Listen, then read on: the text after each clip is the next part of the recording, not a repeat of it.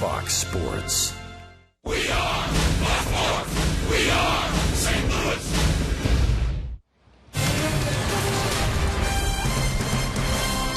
This is St. Louis Cardinals baseball, and tonight from Miami and Marlins Park, it's game number 3 between the St. Louis Cardinals and the Miami Marlins. Tuesday night in game number 1, after falling behind, the Cardinals had to crawl back, and they did, and picked up a victory as Mark Reynolds, with this infield hit, drives in Xavier Scruggs, who had 3 hits that night. St. Louis holds on 4-3. Then last night, they fell behind early on. Giancarlo Stanton with a solo home run, and then the Cardinals with some home runs of their own. A 2-run shot off the bat of Colton Wong. Jason Hayward, his 3rd home run in as many games. Pitching was solid from Jaime Garcia, and the Cardinals win that game 6-1.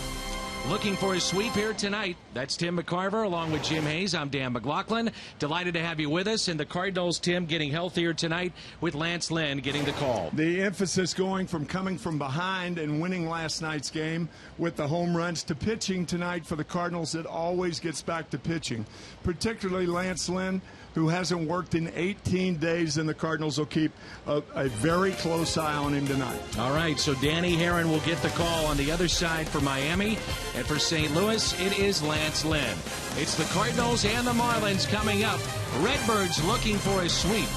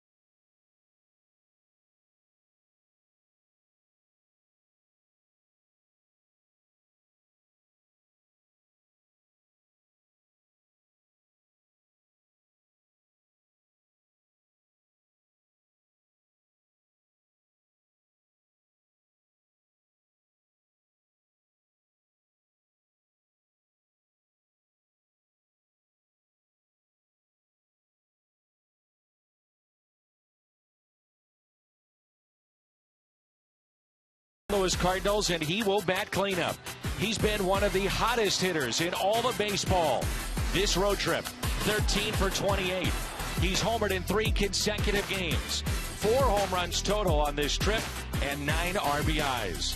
Jason Hayward in the lineup playing right field for Mike Matheny's club. Cardinals looking for a sweep.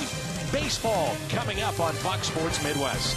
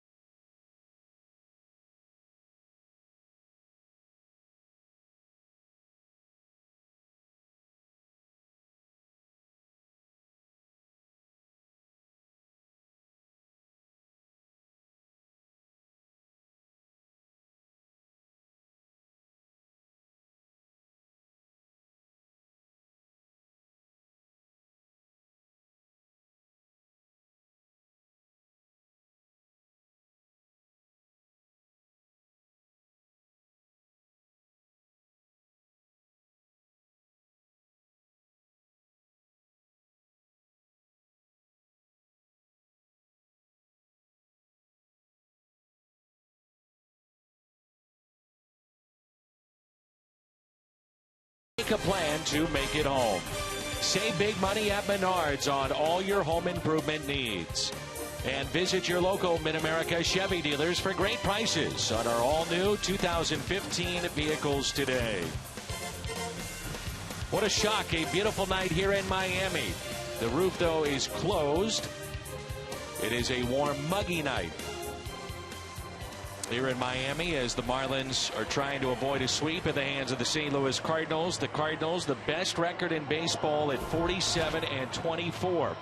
Dan Herron will face this lineup. Colton Wong, Matt Carpenter, followed by Mark Reynolds and Jason Hayward, swinging a hot bat, and so is Yadier Molina. Then John Jay, Randall Grichuk, Pete Kozma, and the pitcher batting ninth, that's Lance Lynn. Hard to believe, Danny Herron is now 34 years of age, originally selected by the Cardinals the second round of the 2001 draft. Dan, almost 12 years ago to the day, Dan Herron made his debut, and who was the catcher? Mike Matheny. That pitch is popped up. Derek Dietrich, the third baseman, makes the play, and that's the first out. We're underway here in game number 3. The Cardinals, it's been well documented, traded away Dan Herron. Derek Barton, who was a catcher at that point, turned into a designated hitter for the A's, and Kiko Calero, right-hander that had a tremendous slider. Walt Jocketty traded those 3 away for Mark Mulder, who came over to St. Louis following the 2004 year. And here is Matt Carpenter, and he looks at a strike.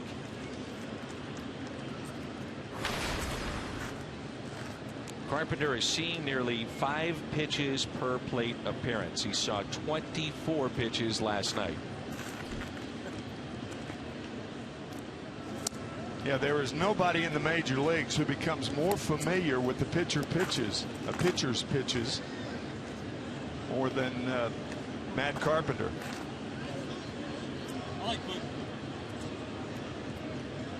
Here's a 1-1 pitch. You think of Dan Herron, you think about a split finger, which has really developed over the years, and at one point was a dominating pitch for him. But he also has a little hesitation in his delivery when he's not working from the stretch, which is something that he also developed after his time in St. Louis. He's almost mobile on the rubber too. He starts off in the middle of the rubber and he kind of slides his foot toward the first base side. It's good nuance in his delivery. And he developed this delivery as a way not to rush. Right. One of the issues that he had in the minor leagues. He's very close, as a matter of fact, to being off the rubber. He's traded over to Miami from the Dodgers. Initially resistant to that trade because he wanted to stay on the West Coast. But he had a million different reasons why to come to Miami. And a strikeout. First of the night for Danny. Dan, you might say that pitch was up, but that was a split finger fastball with good action in the strike zone. Yelich, Ozuna, and Stanton in the outfield. Dietrich, Echeverria, Gordon, and Borrell on the infield. Real Muto is behind the plate. Danny Herron on the mound, the Dobbs Tire and Auto Center's defense. And it brings in Mark Reynolds. Initially in the lineup for the Cardinals, it was Johnny Peralta in this spot, who's had a terrific start to his season, but a late scratch. No injury. They wanted to give him a little time off, looking ahead to the Cubs this weekend. So Pete Kozma is in there. Everybody moving up a spot following Matt Carpenter in the original lineup. 0-2 the count. Making our lineup cards look more like the maps in Southeast Asia. Look at this thing. It's terrible. It's awful.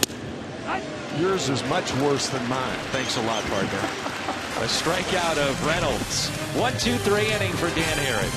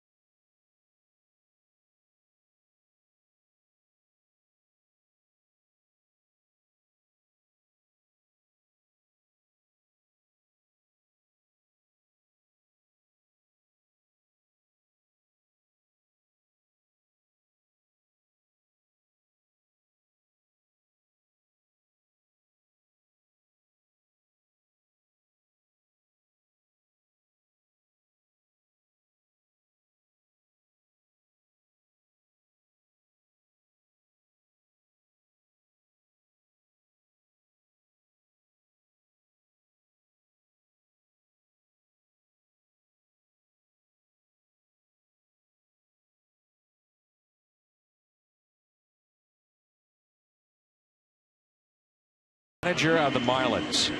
His lineup tonight with D. Gordon, Derek Dietrich, and Christian Yelich, followed by Stanton, who has homered in each game of this series. Justin Bour, Marcell Ozuna, Adeiny Hechavarria, JT Realmuto, and Danny Herron. The pitcher batting ninth, and the Cardinals welcome the return, Tim, of Lance Lynn tonight. Lance Lynn, all eyes in the Cardinal Nation will be on Lance, the big right-hander. Last started on, that was 18 days ago on June 7th. Derek Lilliquist, and asking Derek, is there a pitch count tonight? He said, nope, just common sense. I kind of like that answer. I do too. You know, because guys are different. I mean, you know, the injuries are different. The injury that Lance Lynn suffered to his forearm.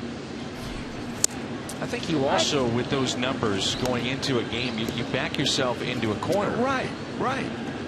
You don't know how the game's going to advance from an offensive standpoint. You don't know whether the defense is going to play poorly behind him, whether he's going to have run support, whether you want to leave him in for a win.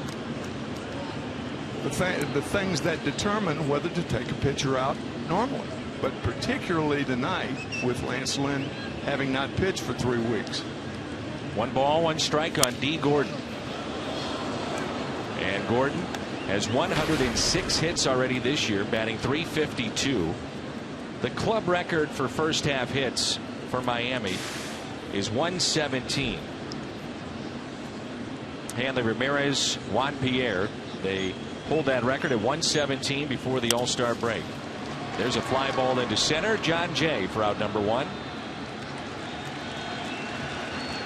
And let's meet the Cardinals defense tonight. Randall Grichuk in left field, Jay in center, and Jason Hayward, the Gold Glover, in right. Matt Carpenter is at third. Pete Kozma, the start at shortstop. Colton Wong at second. Reynolds at first. Molina behind the plate, presented by Dobbs Tire and Auto Centers. I think over the long haul, and we were talking about it before the game, I think Grichuk is one of the better center fielders, if not the best center fielder the Cardinals have. And I'm a little surprised Grichuk's not in center field with a better arm, more mobility, faster than John Jay.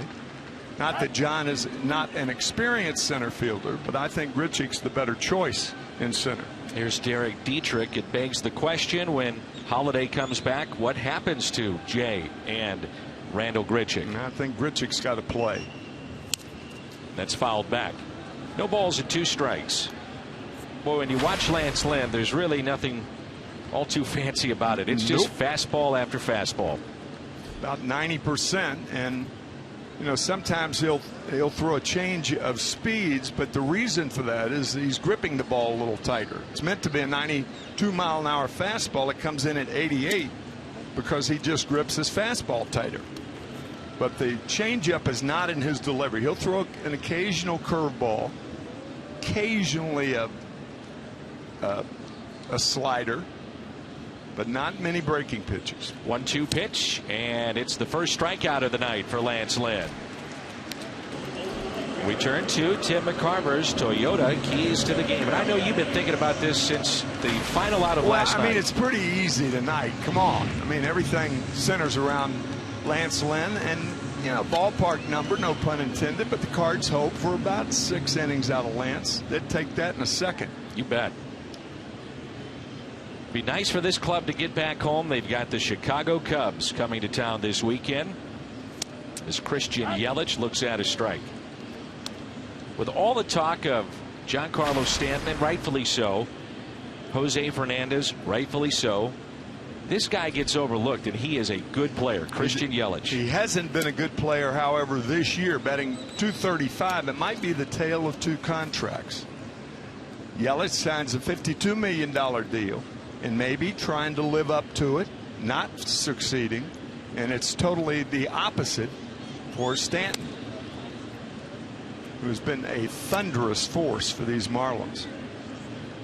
Ridiculous.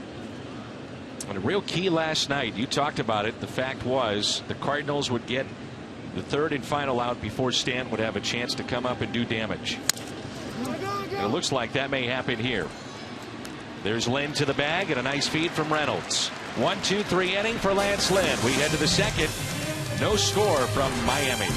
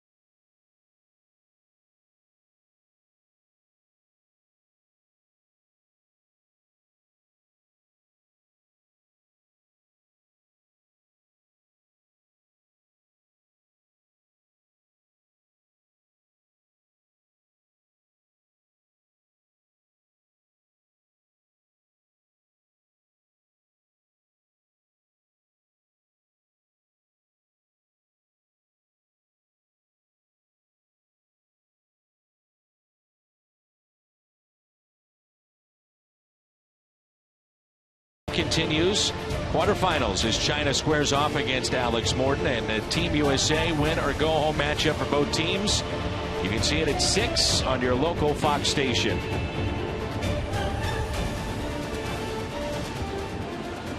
Here's Jason Hayward.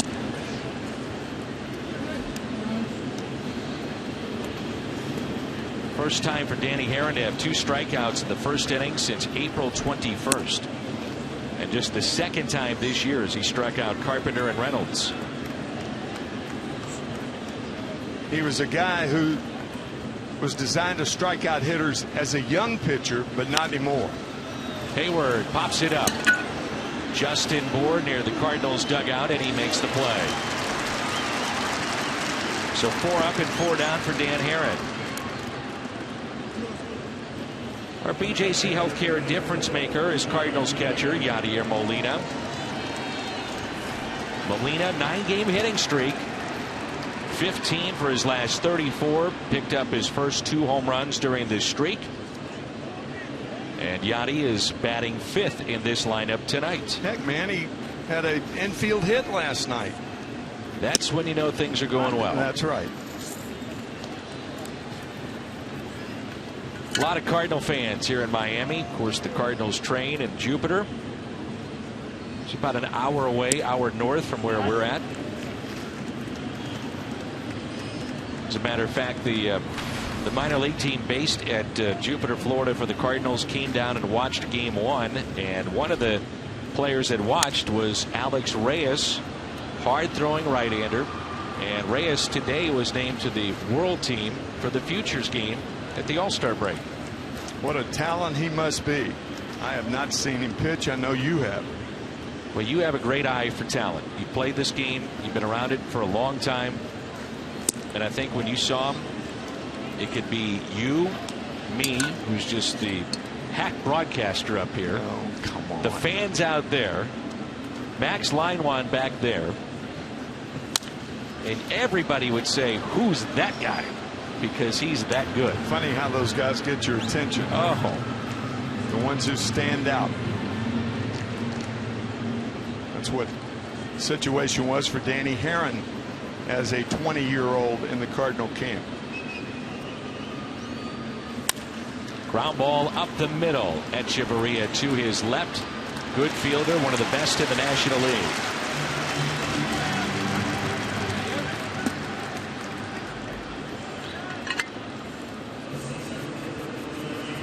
Dan Herron has been durable, and he's given his clubs that he's been with, Oakland, Arizona, the Dodgers, wins. The Angels, double digits in wins in each of the last 10 seasons for Dan Herron.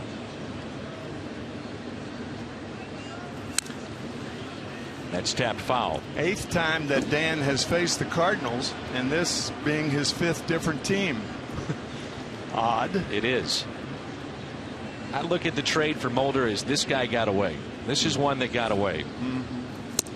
Because, Tim, when you think about it, Mulder never was the Mark Mulder that we saw with Hudson, Zito, Mulder, and that great trio they had with Oakland. 1-1 pitch. That, by the way, were excluded from Moneyball. The movie Moneyball. Always found that part interesting. Where was the big 3? Hold on here. Yeah. What's wrong with this picture? I mean, I like Scott Hatteberg as much as the next guy. But that 3 was pretty darn good. And that's a nice cutter there from Dan Herron. And his 3rd strikeout. 6 up and 6 down. We're midway through 2. And there's no score.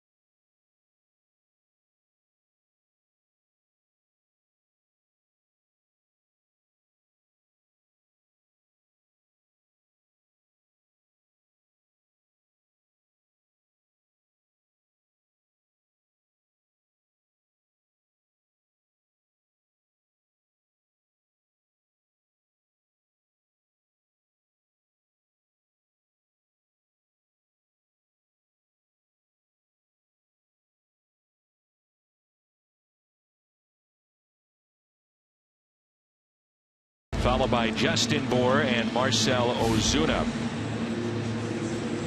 This is Arquilla in the driver's seat.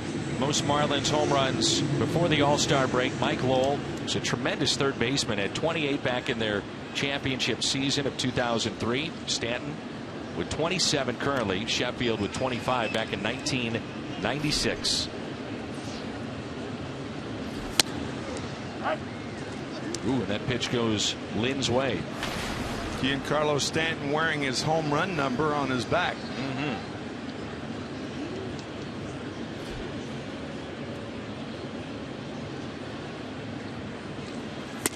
We asked Max Leinwand to find out, just for the fun of it, when Roger Maris chased Babe Ruth in 1961, how many home runs he had on this date.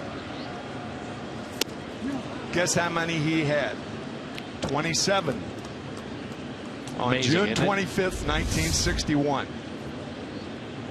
Pitch just misses inside, but we talked about it last year. In order to get Stanton out, you can't allow him to extend his arms. Pitch him inside. Just like that, a broken bat and a ground ball that's hit to Cosma. Pitch him inside. He sure was, and sawed off. Whew. Peanut butter and jam. Big time. Well, that young man is very happy. He'll have to settle for half a bat because of this pitch. Giancarlo taking the handle down to first base. That is where Lance Lynn will be most effective to Stanton tonight, in the 2 or 3 times that he'll face him. Here's Justin Bour. We saw him as a pinch hitter late in the game last night. Looks at a strike as the Marlins have loaded up with left-handed bats in this lineup. Bour, Yelich, Dietrich, Gordon. And the 0-1 pitch. Ground ball hit left side. There's Matt Carpenter. Good start here for Lynn. 5 up, 5 down.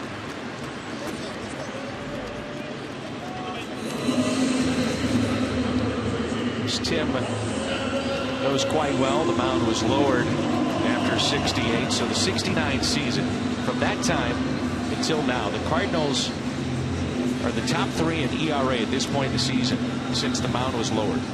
Wow. That's an amazing. What a great note and stat of just how well collectively the Cardinals have pitched, whether it's the rotation, the bullpen, their closer. This is truly a tremendous, incredible run that they are on. Marcell Ozuna at the plate. It's a common baseball phrase that hitting is contagious. Well, the Cardinals are showing that pitching is too. John Lackey was telling us that before the game. Really? Yeah, he said about the internal competition that this staff has. Everybody thought that was strike 3. I think Ozuna did too, but he said the internal competition has been great. Lackey will go tomorrow, but he said we all are feeding off each other right now. And he said you always hear the term hitting's contagious. Right now pitching is too. Wow. That was close. I remember back in 1968, the reason that the mound was lowered was Bob Gibson and his 13 shutouts, 1.12 earned run average. But the Cardinals that year had 31 shutouts. Wow. Their most ever. 31. And every guy who went out there wanted to be better than the last performance, whether it was Carlton, Nelson Briles, Dick Hughes.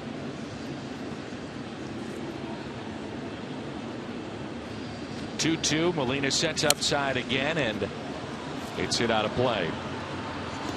The lowest team RA, if you're wondering, the 1983 Dodgers, and that had Fernando Valenzuela, Jerry Royce, Bert Hooton, Bob Welsh. Royce in his prime. You're right.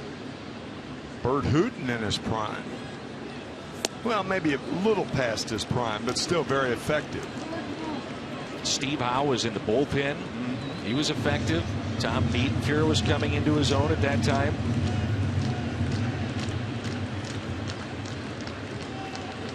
Three-two pitch. As Lynn screams off the mound and gets his second strikeout of the night. Tim's talked about it. You have to pitch him in. That's what Lynn did. Sawed him off. 6 up, 6 down. The return of Lance Lynn.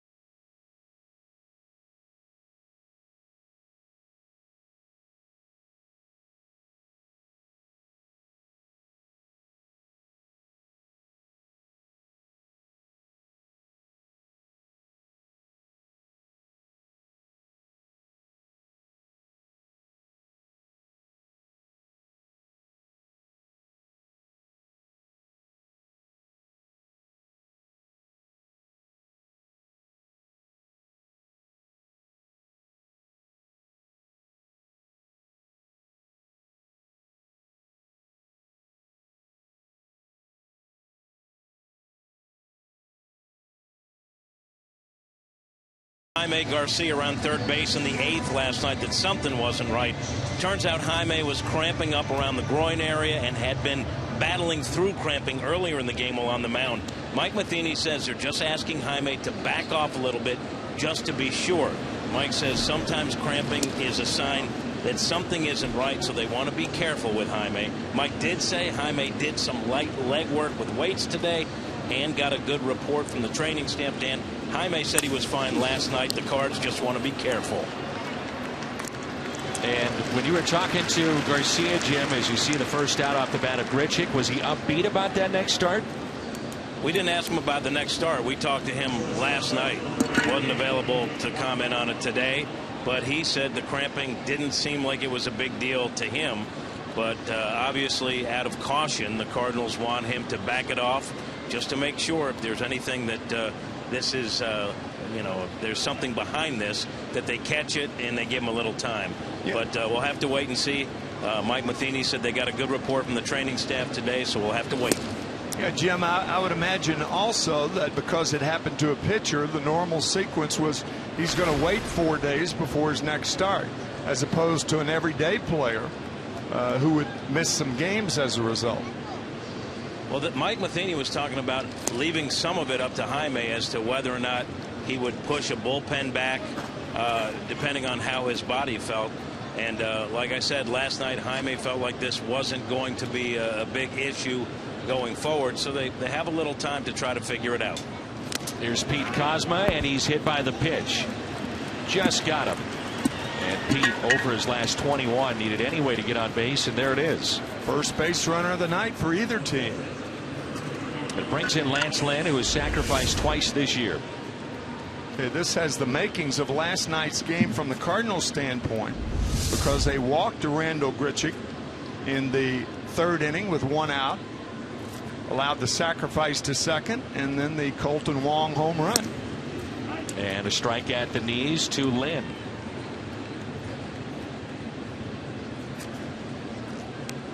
Cardinals pitchers the last 5 games, 5 for 12. 4 runs, a double, and an RBI. Moore holding it first. Third baseman is charging, and that bunt is to Herron. Very well done by Lynn. His 3rd sacrifice this year, and there's 2 down with a man in scoring position. You can fill out your 2015 Esurance MLB All-Star Game ballot now at Cardinals.com. Voting is exclusively online. And available on your computer, tablet, and smartphone. Vote up to 35 times. Cardinals.com/vote. You remember George Carlin's comparison of football and baseball? In football, there's sudden death. But in baseball, there's the sacrifice. I love George Carlin. I saw him in Vegas, and it was one of the best shows I've ever seen. Brilliant. Speaking of the All-Star game, Wong is second right now in the voting for second baseman in the National League. That's driven out to deep right field. This ball is off the wall. Colton Wong on his way to second base. Cosma trots in. 1-0 St. Louis. RBI number 33 for the Redbirds' leadoff man. Just like last night. Just like last night. We talked about the splitter not having to be down to be effective. Well, this one was up in the strike zone and not for long. Colton Wong driving in his 33rd run of the year, and that's as a leadoff hitter. Tremendous production out of that number 1 hole.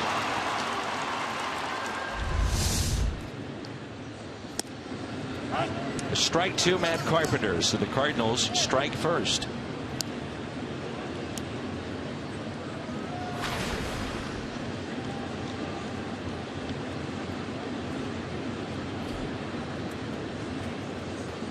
Won the runner at second base, and that pitch taken outside.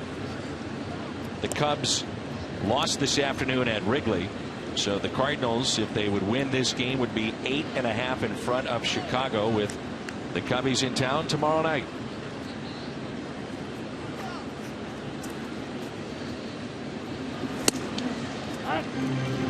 Cubs 1-2 the count. Excuse me, Dan. The Cubs will beat the Cardinals there by a long shot. Cubs will be in St. Louis in an hour or so. Did you find Cardinals arriving about 2 a.m.? Yeah. Did you find, from the Cardinals' perspective, day 2 of being back was the one that was tough to catch up? Especially if it's a day game. Unfortunately for the Cardinals, that game a 6 o'clock start on Saturday. As Carpenter strikes out for the second time. 4 tonight for Heron. Colton Wong makes it 1-0 midway through 3.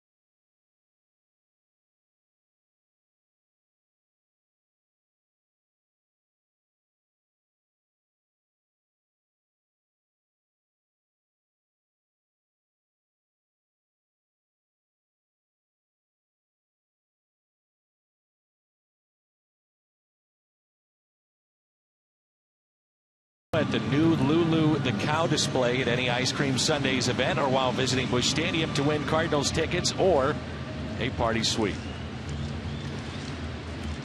So bottom of the third, it'll be Echeverria, Real Muto, and Dan Heron. 7, 8, and 9 for Miami. Echeverria is hitting .285 this year, 3 home runs. He's driven in 29. Prior to that first pitch of this inning, Lance Lynn had been 6 of 6 with first pitch strikes.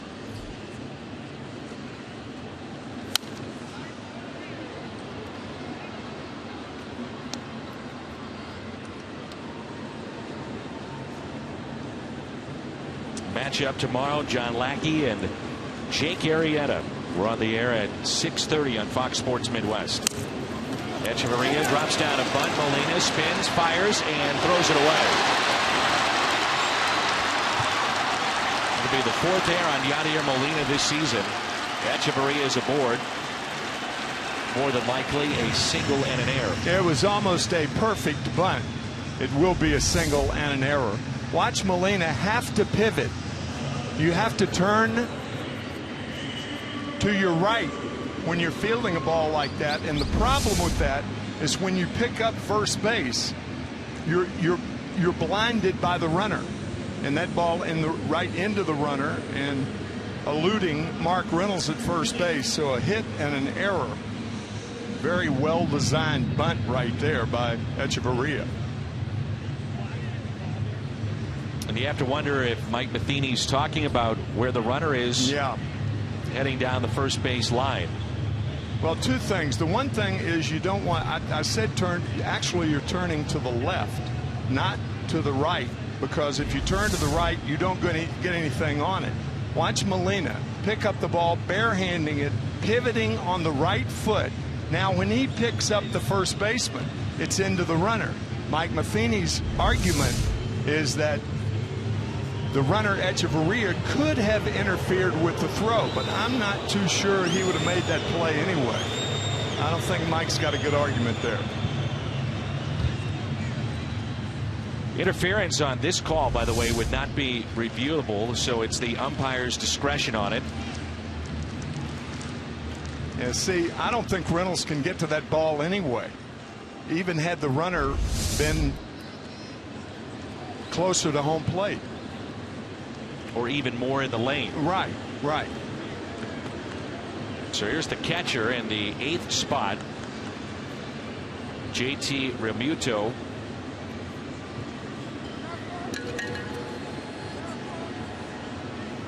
Marlins found him playing shortstop, and the catcher on his high school team moved to the mound. They needed a catcher, so here's JT. The Marlins were at that game and said, if we drafted you as a catcher, would you sign? He says, that mean I'm getting drafted? They said, yeah, we'll take a chance on it. They'd seen him play 1 game? And they saw him play 1 game and got him. Now, see, that to me is a bad base running play by Echeverria, because nobody's at second base. You can come off the bag as far as you want, and nobody's there to say anything otherwise. Colton Wong's backing up the play at first. Pete Kozma is backing up Carpenter at third. So the center part of the diamond is open. Echeverria retreating to second should come off the bag. See, there's nobody there. So why not come off the bag when the throw's made to first? It's a long throw, and there's no way Mark Reynolds' throw back to Matt Carpenter would have gotten Echeverria. No chance. Here's Dan Aaron. Dan can swing the bat. This is 13th major league season. When he was at Pepperdine as a college player, when he wasn't pitching, he was the designated hitter for their club. Don't take him lightly. And it looked too on the replay that Reynolds was a little surprised that Echeverria didn't take the bag at third. It did, didn't it? Mm-hmm. Yeah.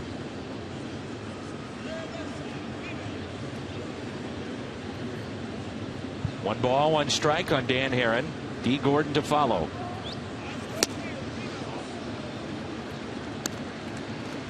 Also, the ball was not hit hard. So a long throw, and that should give Echeverria a chance to come toward third, not back to second. And you can walk to third base. If you're halfway when the throw's made, no way that Carpenter's going to throw to first and Reynolds back to third to get a guy who's as fast as Echeverria. Notice the outside portion of the plate to right-handers has been a mixed bag tonight for home plate umpire Mark Carlson. Yeah, I've noticed that. Yeah. Inconsistent. 2-2 the count.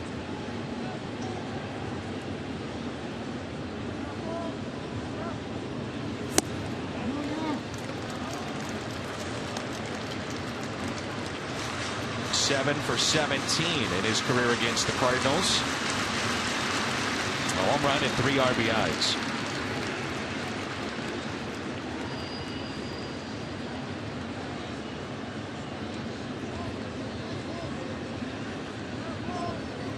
A 3-2.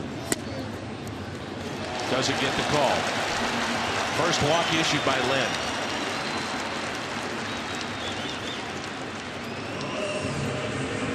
Walking the pitcher in that situation, even though he didn't get that 3-2 call, it was a close pitch. But that's a no-no for Lance Lynn. And in steps Gordon. He flied out to center. 0 for 1 tonight. Hitting .279 with runners in scoring position. You saw the numbers for Danny Herron, what he's done against the Cardinals. Well, the last 9 games for D. Gordon, he's hit at a .385 clip coming into play tonight against St. Louis.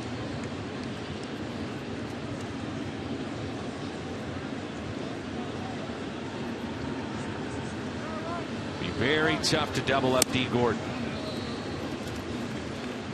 Cardinals were able to do that in game 1 to finish off a 4-3 win on a ground ball that was hit to Wong. He tagged the runner at first and then going to second and then through to first. And that's about the only way you get D. Gordon. Yeah. Even though he has grounded into 4 double plays, and that's a bit surprising with his speed from the left-hand side. Agreed.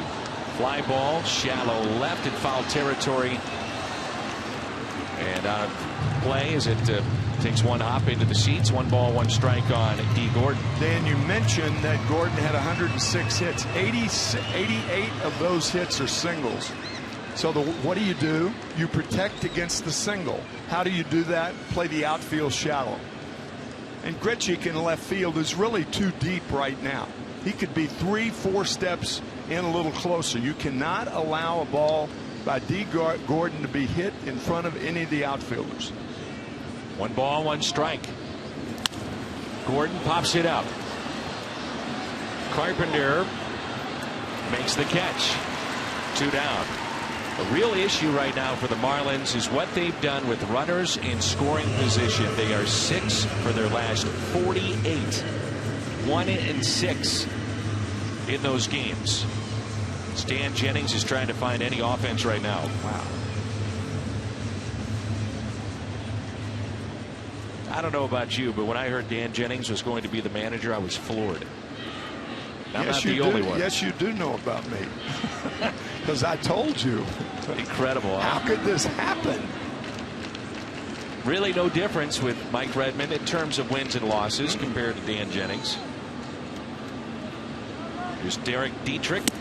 Well, baseball more than any other sport. You don't see it in football, basketball, or hockey, or a lot less so, where changes are made during the season, and the new coach or new manager is expected to win, like they are in baseball. Mm-hmm.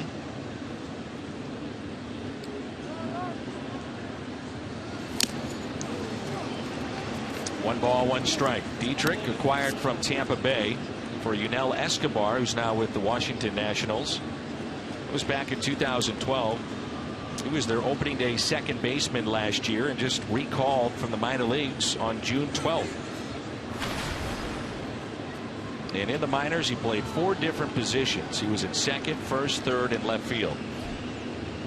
But tonight he's at third base. I think Tony La Russa was the manager who opened the eyes of guys who would be 24th or 25th spot guys on the roster to play more positions and give themselves a better chance to stick with their team out of spring training. I think the Cardinals have been that team because of Tony that a lot of people look at. That's right. Invaluable guys. As an example, Pete Kozma, the Cardinal shortstop, is their 3rd catcher.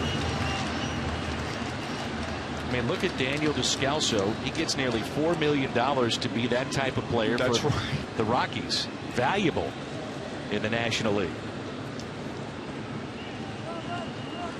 1-1 pitch. Fastball right down the middle. 1-2.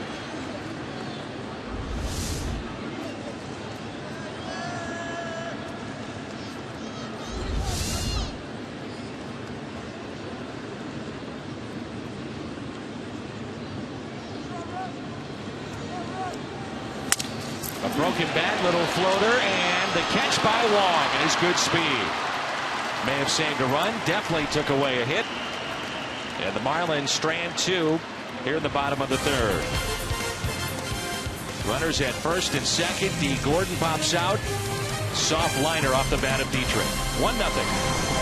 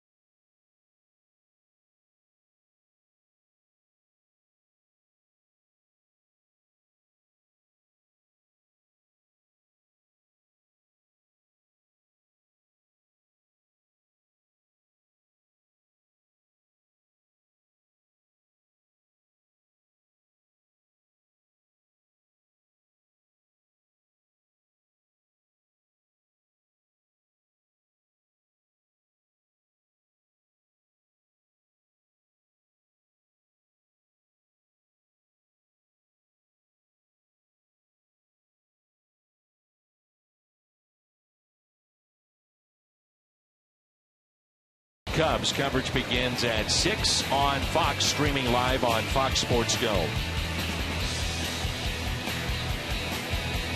And you'll see John Lackey, Jake Arrieta tomorrow at 6:30, the Cardinals and the Cubs. Mentioned we spoke to John Lackey about the matchup, and he said there's a lot of similarities, the Cardinals and the Cubs, with the Yankees and the Red Sox. He said it's a lot of fun. Speaking of John Lackey, he was traded for Alan Craig and Joe Kelly, and those two now both in the minor leagues at Pawtucket for the Red Sox. Boy, Joe Kelly sent down last night after the game, I believe, right? It's hard to imagine. It really is. The demise so quickly. And speaking of the demise from a team standpoint, the Cardinals realizing that last year the Milwaukee Brewers were in first place until August 30th. So it can happen in a hurry, and it can turn on you in a hurry, and the Cardinals know that. This man knows it very well. He was with the Brewers last year. Right. 0-2 the count.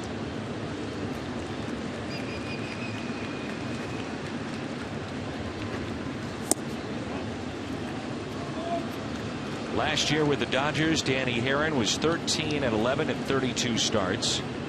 Among active pitchers right now, he's 10th in starts, 9th in innings pitched. That swung on and missed, and a strikeout, number 5 for Herron.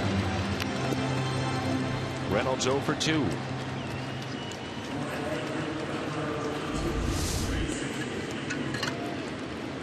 Mark Reynolds with that open stance, and he has to bring the body, the lower part of the body, around. It's very difficult for him to hit that slider a little bit off the plate. Good pitch by Herron. The Marlins have pitched well at home here in this month. Collectively, their ERA 2.31. But as we talked about, they've struggled with runners in scoring position. Their offense is coming from one guy, Giancarlo Stanton. They designated Vin Mazzaro for assignment after the game last night. Added Jared Kozar to their pen for game number 3 tonight.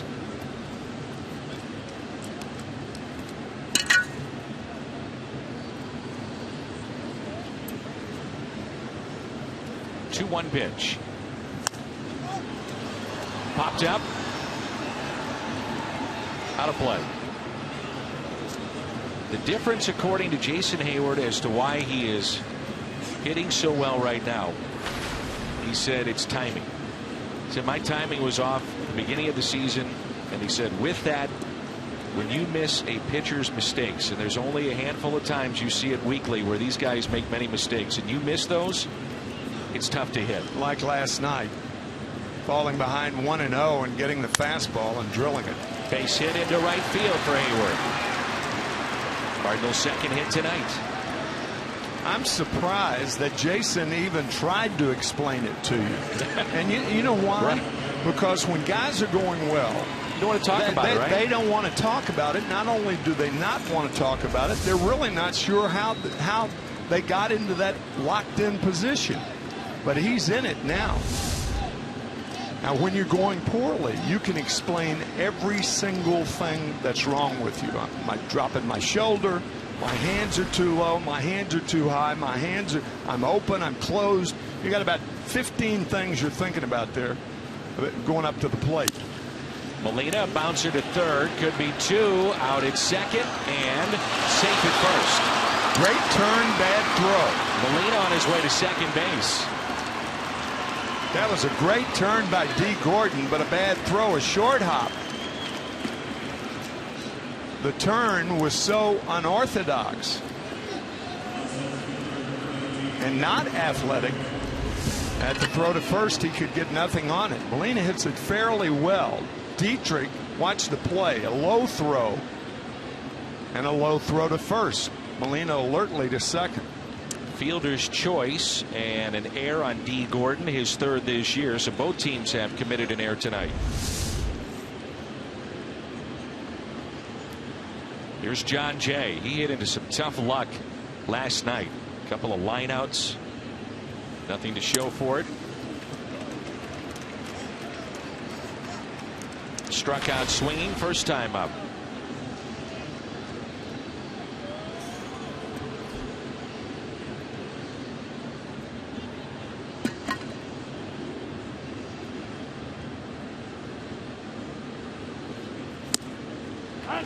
What John Jay had last night were Manhattan Project at bats.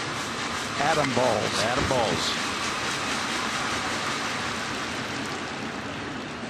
Hit one to second, one at third, and 0 to show for it. 0-2 pitch. Dan Herron saying, EI, where was that pitch? It's been that side of the plate, Tim, that it's been inconsistent. The inside part to left-handers. See, a slider like that can catch the front corner, and the catcher can catch it inside, but it's where the ball goes over the plate. 1-2 pitch. Trying to pound him in, which is what they did in his first at bat, too. We've seen John Jay so many times with 2 strikes lift that inside pitch to left field. He's a guy, he's like D. Gordon for the left fielder, Yelich of the Marlins. You've got to play him shallow with 2 strikes. He's too deep right now. If you're wondering about the arms of the Marlins, good. Yelich, Ozuna, and Stanton. Right.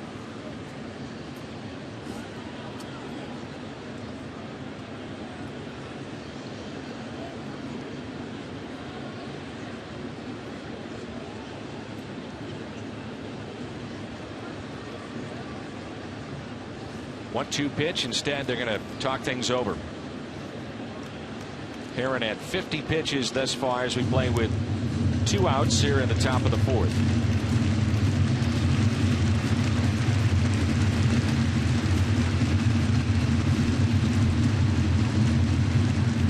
Marlins are holding out hope to get healthy with their pitching staff, in particular Jose Fernandez. Miami starting play tonight, 9.5 games back of Washington. And the Marlins are 13 games below the 500 mark. And again, that's inside.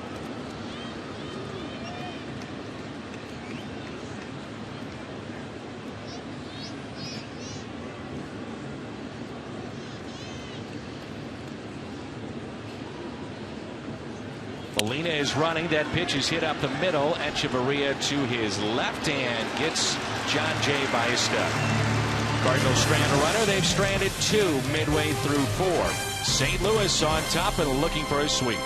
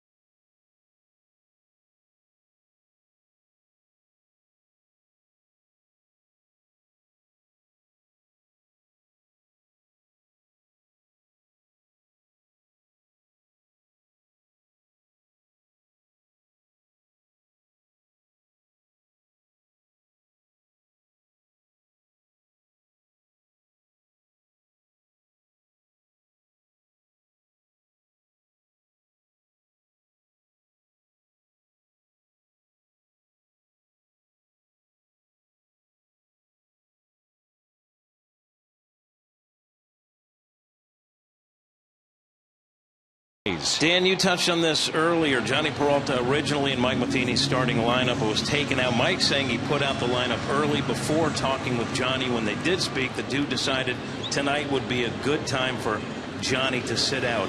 He's been going hard, is how Mike Matheny put it. Matheny said he went with Cosma at short over Greg Garcia for defense. Mike said when you take a significant piece of offense out of your lineup like Peralta, you want to be sure your defense is at its best. Dan, Mike saying no offense to Garcia, but Cosma is a better defensive player. All right, here's Christian Yelich. Garcia, by the way, was playing shortstop in the minor leagues primarily. Yeah, Pete Cosma's a better shortstop than Johnny Peralta.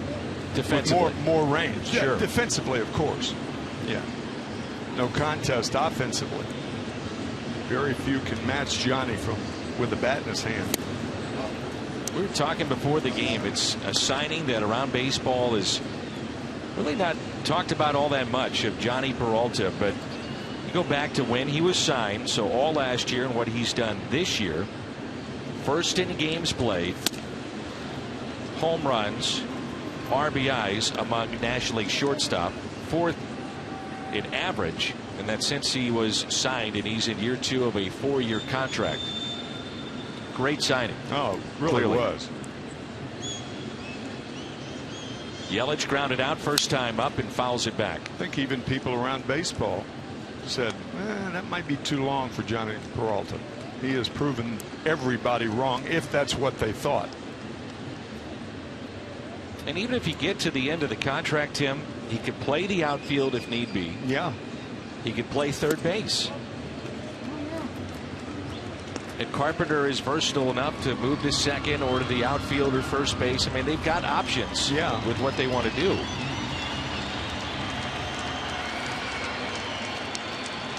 Just the third 3-ball count for Lance Lynn in this game, and a 3-2 pitch. A fly ball out to left and going back. Grichuk makes the play. Next time you're looking for great seats, head to StubHub. And there are no surprise fees at checkout. That's right, on StubHub. The price you see is the price you pay. Plus, with the StubHub app, you can buy and sell Cardinals tickets anytime, anywhere. StubHub, the official fan-to-fan ticket marketplace of your St. Louis Cardinals. Giancarlo Stanton.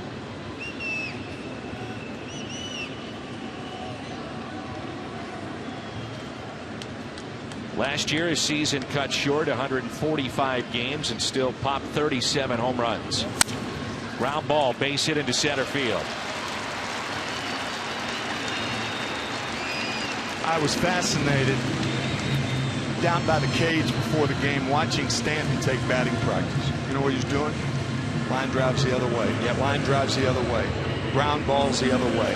Line drives the other way. And I talked to him and I said, you know, that's an interesting way for you to take batting practice. He said, I don't need to show people that I can hit a ball 500 feet. All I need to do is position my front shoulder. And for a young hitter like that is very, very smart thinking. He's only 25. I know.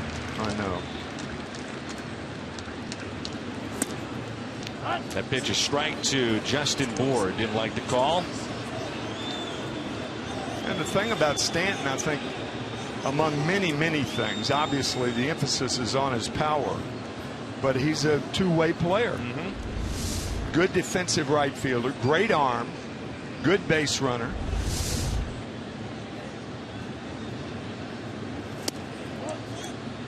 There's so much talk about the contract, and you can understand why. I mean, it's a long-term deal, 13 years, $325 million. If he would decide to opt out, which he will have that option to do so if he wishes, he leaves $218 million on the table. You wouldn't think he's going anywhere. I mean, he'll be here, you would think, for the length of that deal. If I'm the Los Angeles Dodgers, I'd make up that $215 million or $218 million the blink of an eye. The money they're tossing around for that guy in a second. Be up to him to leave, though. Of course, they could sweeten the pot too. Give him another $100 million. He is from Southern California. Right. That's why I mentioned the Dodgers. We talked about it last night. If this guy was in New York, playing in New York, he'd already have 1 foot in Cooperstown.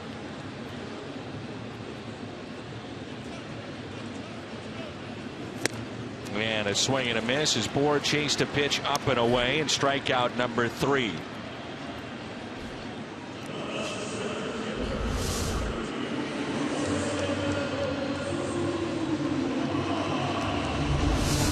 So 2 outs. It brings in Marcell Ozuna. You're seeing more and more of the players that do get hit wear those masks. Little leaguers and high schoolers are wearing masks that are very similar to what we see with Stanton and Jason Hayward. The first to ever wear a protective mask, Stanton was telling me, was Dave Parker back in 1978. He had a collision with John Stearns of the New York Mets behind the plate, and Stearns, who was one tough hombre, played football at the University of Colorado, and Dave broke his jaw. And he had to wear like a hockey football type combination mask and helmet. Won a batting title doing that. There's a ground ball to the right side, handled easily by Colton Wong. So Stanton is stranded. We head to the 5th. And the Cardinals have a lead. It's 1-0 St. Louis.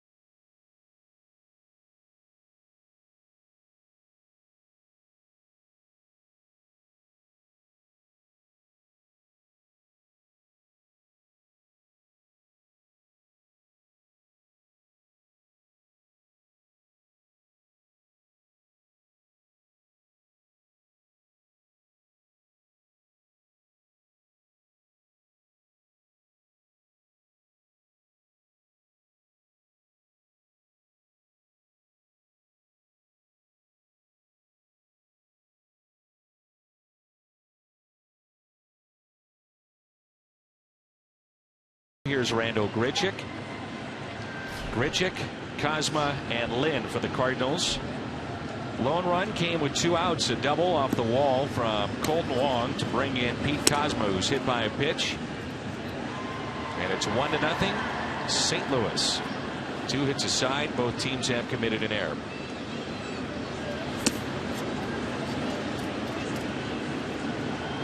We were talking after the game last night, Tim, and I know fans have heard us say this, but it is amazing to see what the Cardinals have been able to do this year with the injuries they've sustained to top caliber, all-star level, MVP caliber players. Starting with Adam Wainwright. Every team has to battle through injuries over the course of 162 games.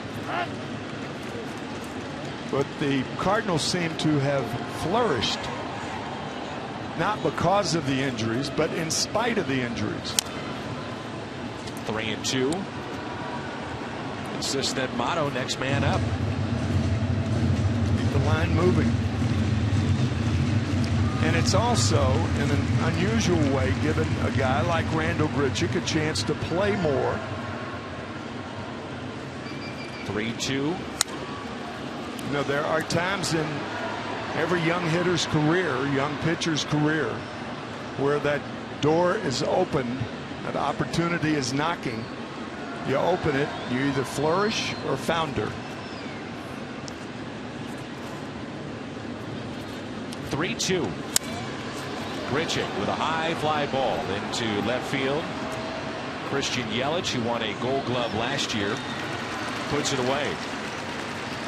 Grichuk is 0 for 2, and it brings in Pete Kozma. He just missed that.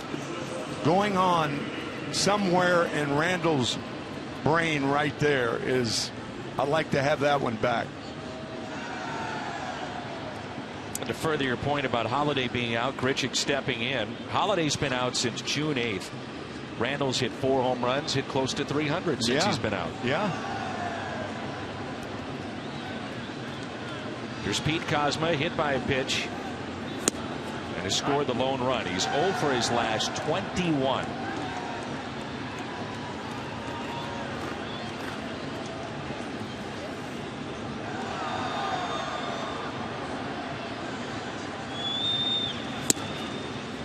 Nothing at 2 the count. Herron with his 5 strikeouts. His season high is 7. He's done that twice against the Phillies and against the Toronto Blue Jays. Up the middle, base hit. Boy, did he need that. And everybody inside that Cardinals dugout clapping for Pete Kozma. Tim, he's about as even keel of a Major League Baseball player you'll find. He's had a lot of downs, especially at the plate, but you don't see the emotions very often. Only 5 for 54 coming into the game, but you know what you do if you're a guy like Pete Kozma, you understand that they understand. They meaning Mike Matheny and the guys who make decisions as to whether you play or not. And you know, the optimistic approach is to say, I'm the backup middle infielder for the best team in baseball. That's pretty good. You somehow trick yourself into saying that they're understanding because I play so sparingly that I'm not going to hit as well as the guys who play every day. Everybody understands that. Kozma now the runner at first. Lynn sacrificed for the 3rd time, his first time up, and he falls behind. 0-2. Cardinals have played 24 series this year. They've won a league leading 17 of them, including this one here.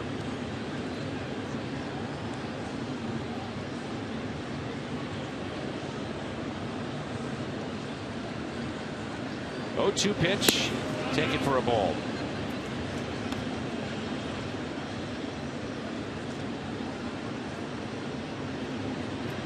It's the first series win in Miami for the Cardinals since 2012.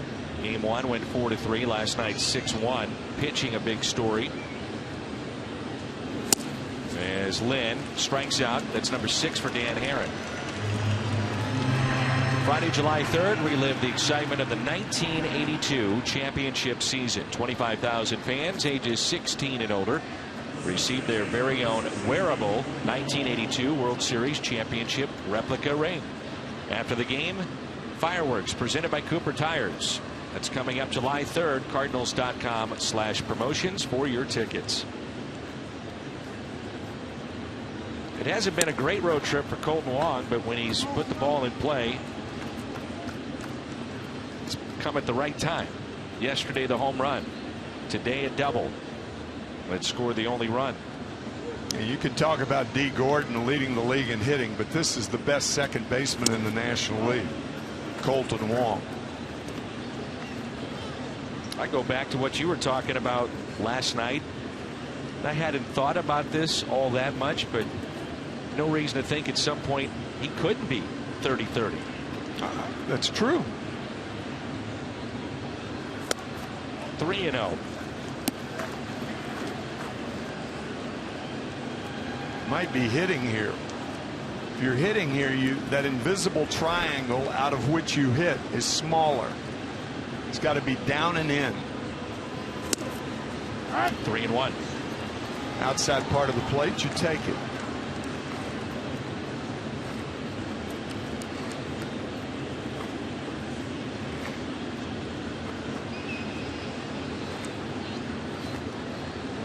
Carpenter on deck and check on the runner at first base, and that's Pete Kozma.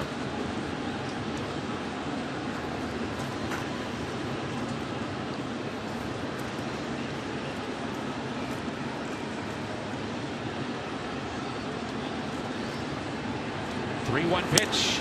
Now 3-2. You don't see a left fielder or center fielder play this deep for a leadoff man. Not for Kolten Wong. He's too deep. Most opposite fielders in the major leagues play too deep. Opposite meaning a left fielder when a left-handed hitter's up. There goes Kozma on the 3-2. It's popped up and out of play. The reason for that, it's much easier to come in on a ball than to go back on a ball. That's natural, but they carry it to extremes, I think. Especially Yelich. I mean, Yelich is too deep.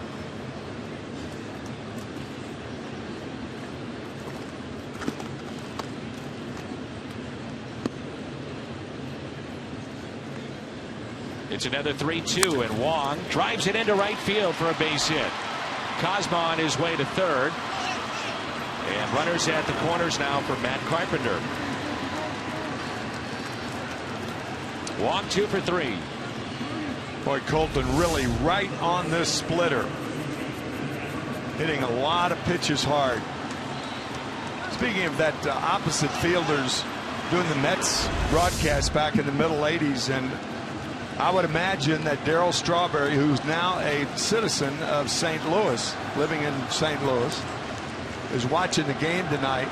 And Rusty Staub and I nicknamed the right field position after Darryl Strawberry. We call it the Strawberry Patch because he never left that little spot. Never moved, did he? Never moved. 2 outs, runners at first and third for Carpenter. Darryl can laugh about it now, but he was not happy when we nicknamed it that. Just kidding, of course, but the point was that, and sure enough, it was a brown spot out of which he played in right field. He just didn't move much, did he? Did not move. 1 ball, 1 strike on Carpenter. He's 0 for 2. Pair of strikeouts. Been caught looking and swinging. That was back in the first inning. Very good with runners in scoring position, coming in second best in the National League at the start of play tonight at 439. 2 balls, 1 strike. If Darryl is watching the game, I'll guarantee you he's either thinking or saying to his wife, Timmy, you had to bring that up. To me, it's shocking that Darryl Strawberry, of all places, winds up near St. Louis. Yeah, yeah. Right outside St. Louis, right? Oh, yeah. There goes Wong, and Carpenter. It's a high fly ball into deep right center field. That'll stay in the ballpark. Marcell Ozuna puts it away. Cardinals strand 2. They've left 4 on. We're midway through 5. 1-0 St. Louis.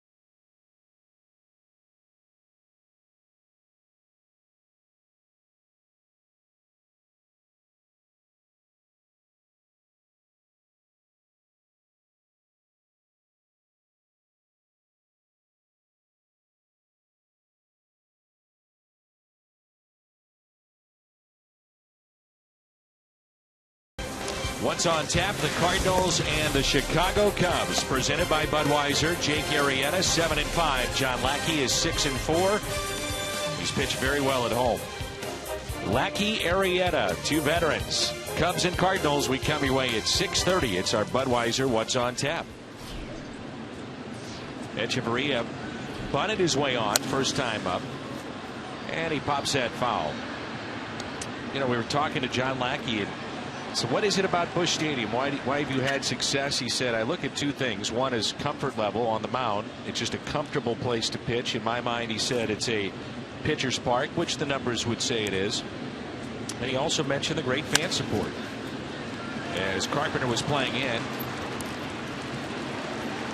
throws it over to Reynolds for the out.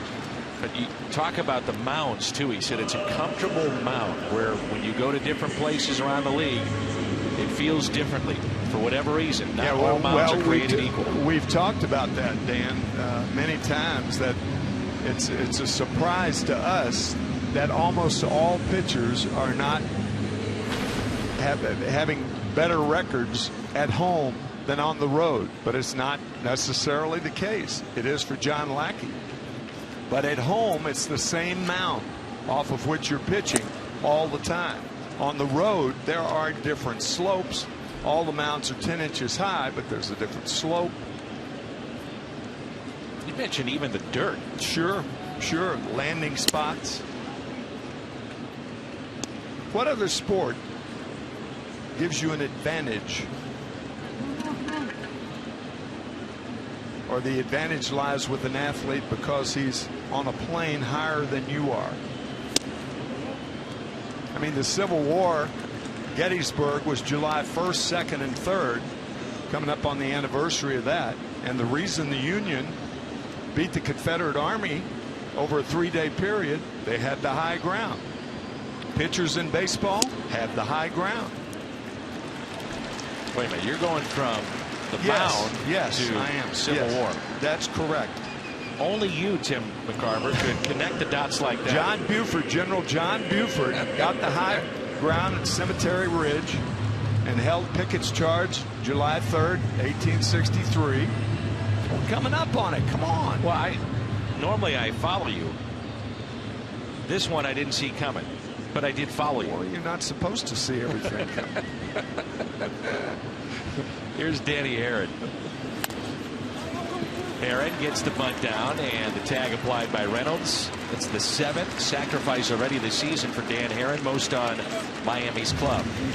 Third baseman comes in to field the bunt. In that situation, he didn't. But who covers third? Well, the catcher. Everything in baseball, every base is protected on some play, but Molina almost at third base when the out was made at first. And it brings in D. Gordon, who is 0 for 2. He's flied to center and also popped out to third. I mean, in those days, the reason you won a battle was because of high ground. That's why pitching's so important in baseball. Higher ground. 2 outs, runner at second. Again, only you, Tim McCarver. And a strike to Gordon. Gordon came to the Marlins from the Dodgers with tonight's starter, Dan Herron. The Marlins used 7 different players at the second base position a year ago. So Gordon has given them stability from the leadoff spot. Also the everyday second baseman. Just turned 27. I think the key will be consistency for him. He had a great first half last year and then fell off in the second half. Only had 4 walks after the All-Star break. 1 ball, 1 strike. Mentioned last night his dad, Tom Flash Gordon, 21 years in the big leagues, and his brother is a top pick from a couple of years ago, Nick Gordon. He was a top 5 pick.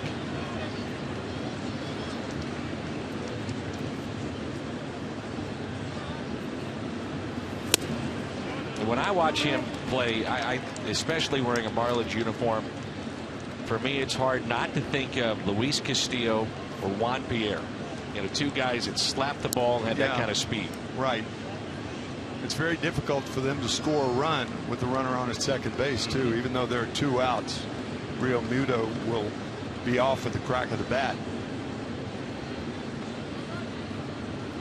The 2-1. Unless 2-2. Excuse me, Dan. Unless he hits the ball on the ground, you're not going to score the runner. If you hit a line drive, D. Gordon, and you hit it at an outfielder, you've either got to find the gap or ground the ball through the infield. But if you're the runner on at second base, you've got to get a bigger jump than you normally would with most hitters up there.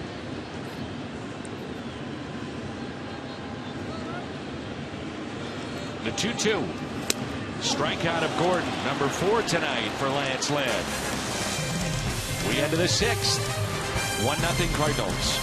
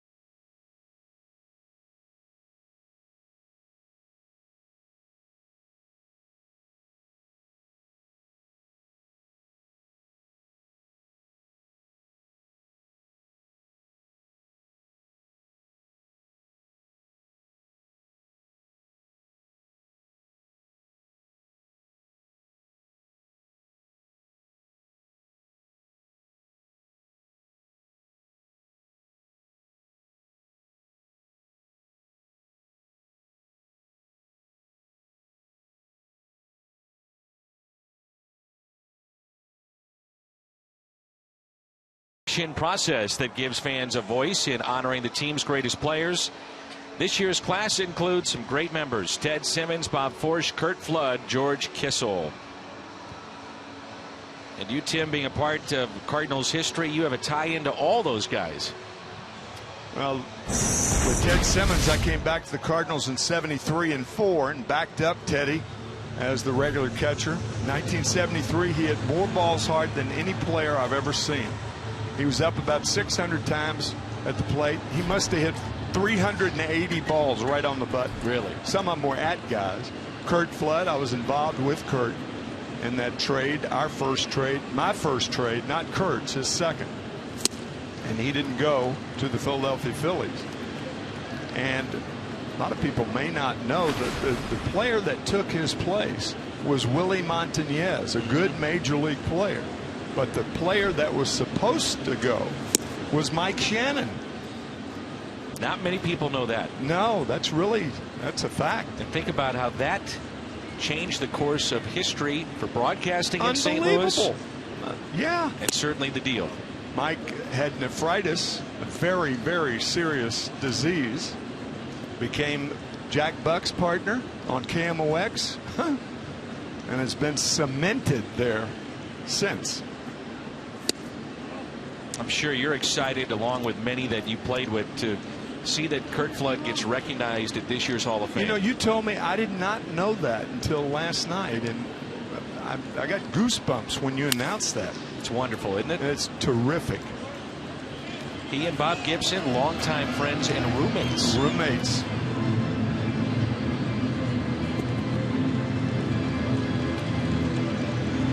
It's a shame when you talk to the everyday players of this era, and I'm not saying they need to know everything about the history of the game, because that'd be a ridiculous statement, but right, for the amount of money that is being poured into the game, the amount of money these players are making, a big reason, not the sole reason, but a huge reason, is Curt Flood and what he did to change the game. He took the first major stride, refused to go to Philadelphia over the winter of '69 and '70.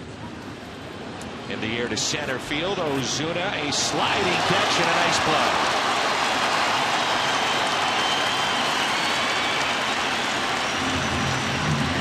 made that play so good. He was playing so deep, respecting Reynolds' power. He came a long way for that ball. Good jump. I mean, Curt Flood took it all the way to the Supreme Court, lost in 1971, came back to the United States, tried to make a comeback, was unsuccessful. And 4 years later, in 1976, the Peter Seitz decision, the arbitrator, and sure enough, Andy Messerschmidt was named a free agent, as was everybody in the game. Changed the game. Changed the game. Hayward 1 for 2. And a fly ball lifted down the left field line. And a tough play here. Dietrich comes up short. He's talking with Carlos Villanueva a couple weeks ago, who is really involved in the Players Association. Actually, even he and Rob Manfred have struck up a nice friendship. Rob was big on, prior to becoming commissioner, working with the Players Union to make sure that there is peace between the two entities. And I said, have you seen The Curious Case of Curt Flood? And he said, I hadn't seen it, but I certainly know who he is, read about him. Many around the game still talk about him. And last week I said, have you seen it? He said, oh yeah. He said, we owe so much to that man. Oh boy. Very thankful. And everybody, when you talk now about Curt Flood, it seems like what's mentioned is what he did to challenge the system, but what's forgotten is how truly great a defender and player he was on championship teams. Don Drysdale, a terrifying right-handed pitcher, used to drill right-handed hitters all the time. Called Curt Flood a right-handed hitter, the toughest out in the National League during the 60s. That's quite a statement. Herron off the mound. 2 down. Hayward 1 for 3. Curt, by the way, turned down a $110,000 salary in 1970, and that was a fortune in 1970. Very few major leaguers were making $100,000 a year at that time. At that time, you're in the trade, you're involved in the deal. Right.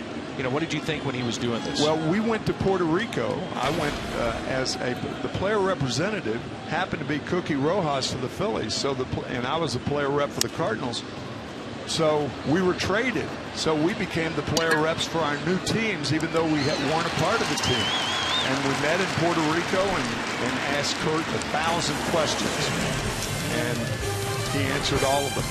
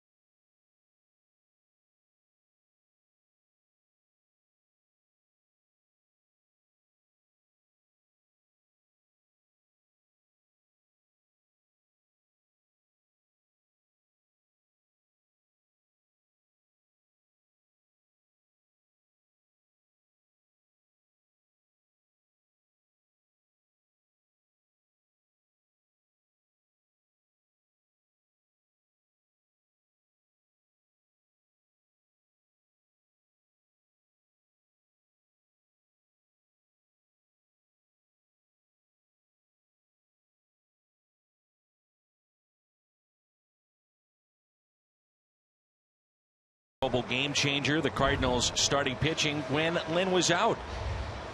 They just kept on trucking along. 9-4 ERA, under 4. in 14 starts with Lance Lynn on the DL. That's our T-Mobile game changer. Here's Dietrich, followed by Yelich and Stanton. Derek Dietrich played collegiately at Georgia Tech. There's some great players that have come from there. Nomar Garcia-Parra, Jason Varitek. Dietrich was a finalist for the Golden Spikes Award, top collegiate player. He comes from an athletic family too. His sister is a pro figure skater. Grandfather actually played parts of 2 seasons in the big leagues. 1 ball, 1 strike. Rambling wreck and a heck of an engineer.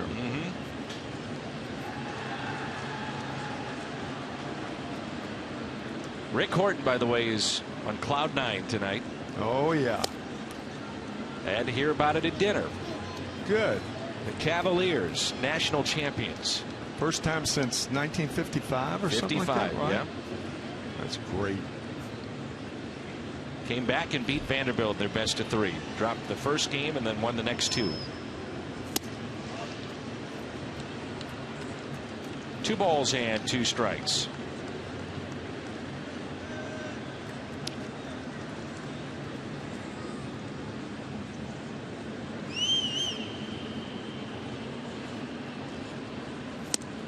And a strikeout. That's number 5.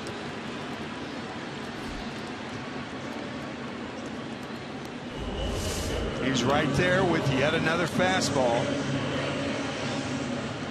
See that late movement though, that cut action? Looked like from a left-handed hitter's standpoint that ball was going to be outside, and it just cut right over the outside part of the plate.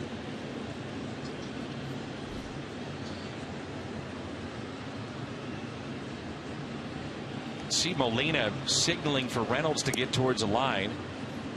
And this is Christian Yelich. So Mark moved about 2 or 3 steps to his left towards that first base line. Yelich is 0 for 2. 1 ball, 1 strike. Well, Dietrich had a grandpa that played Major League Baseball. Yelich had a grandfather that was a halfback for the old Cleveland LA Rams. And he was the pioneer of putting team logos on helmets. Really? He was the one that designed the horns, the gold horns and the blue helmets of the Rams. Huh. And then other teams followed suit. Fred Gerke, who's actually in the National Football League Hall of Fame. In Canton, Ohio. 3-1 the count. Now you want to make Yelich hit to get on. Don't want to walk him with that sequoia on deck. That be Mr. Stanton. 3-1 pitch. Hit the other way. And making the catch, Randall Grichuk in left field. Remember earlier in the game, Dan, we were talking about the keys. What did Mike Matheny want? 6 innings. Well, they've gotten 5 2/3, and the pitcher spot is up 4th in the top of the 7th. But what a hurdle at the plate. Oh, is it? You know, we were talking with Dave Van Horn, who's the longtime broadcaster here with the Marlins. He's been in pro baseball for 50 years. His 47th year now in Major League Baseball. And I was asking him, and we were talking together. You were in there too, and we were asking him, you know, give us an idea. And there's a look at Dave. Who does Stanton remind you of? And he said, nobody. But he said, in terms of bringing excitement to the ballpark with the teams he's been associated with, he said he does remind me, in terms of excitement, of Vlad Guerrero, because you never know what may happen. And he said Pedro Martinez when he would take to the mound, and the excitement that is created with the fan base because of every at bat. You don't want to miss what Stanton may do. Pedro, of course, a pitcher, and you're not going to get the kind of course, you're not going to get it every day. You're going to get it every 5th day if he's healthy. But this gentleman plays every night. Vlad Guerrero was fun to watch when he was in Montreal. Yeah, he was. His strike zone started under the plate.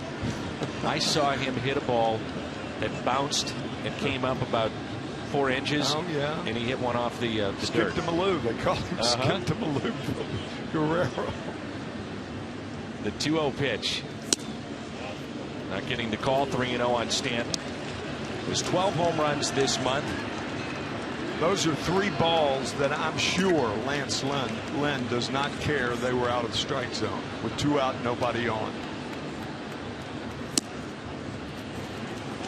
And it looks like he's happy to walk him. Everybody booing. That was not an intentional walk, but it really was.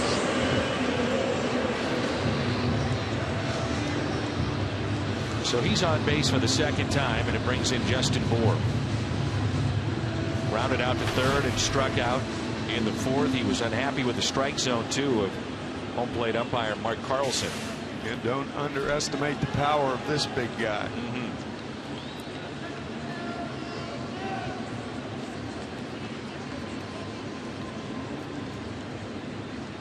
Short lead at first. Stanton does have 4 steals this year. He's been caught twice.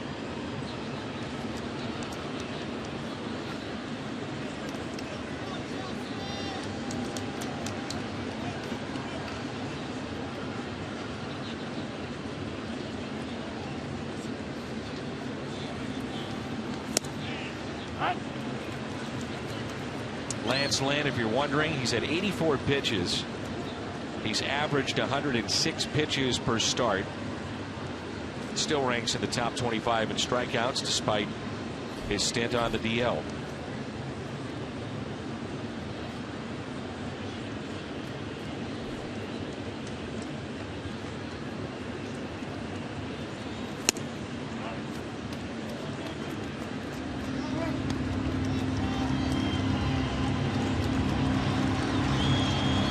Baseball weighs 5 1/3 ounces. When Lance Lynn throws it and you make contact, it's like it weighs 10 1/2 ounces. It's so heavy.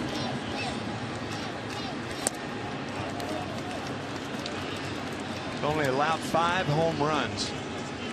And again, you can guess what he's going to throw almost every pitch. Very few breaking balls, no change-ups.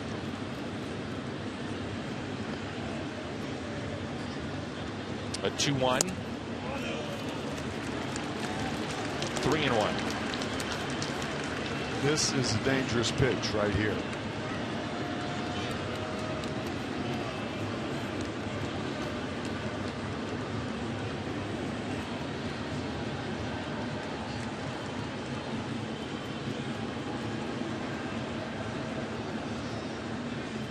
Starting to scurry a little bit out in the Cardinals bullpen. And he walked him. So back-to-back walks, 4 in this game. Lynn, by the way, is due up 4th for the Cardinals, looking ahead at the top of the 7th.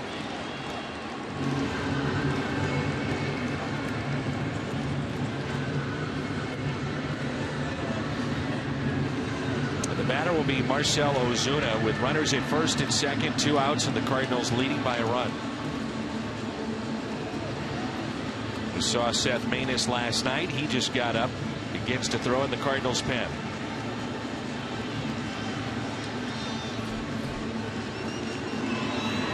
Four walks tonight, a season high for Lance Lynn. Maness is almost like your Randy Choate from the right side. I mean, he's not a specialist by any means. He goes deeper than Choate. Absolutely. Yeah. But the point being is how many appearances he's making. Oh, I know it. It's incredible. One of the more consistent middle relievers in the game, Seth Maness.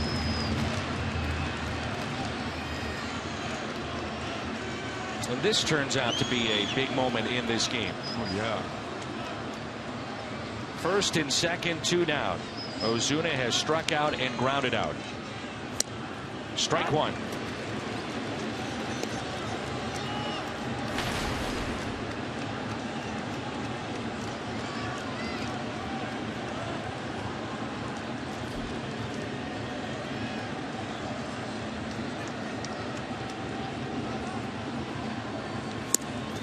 Throw behind the runner and back in safely. It's Bour.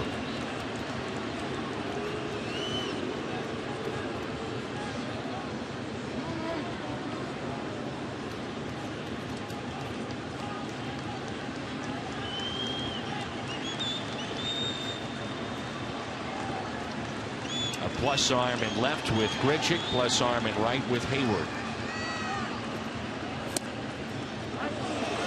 1-2. The reason Ozuna thought that pitch was inside was that he was looking outside. When you look outside, you can't see inside. That's a strike.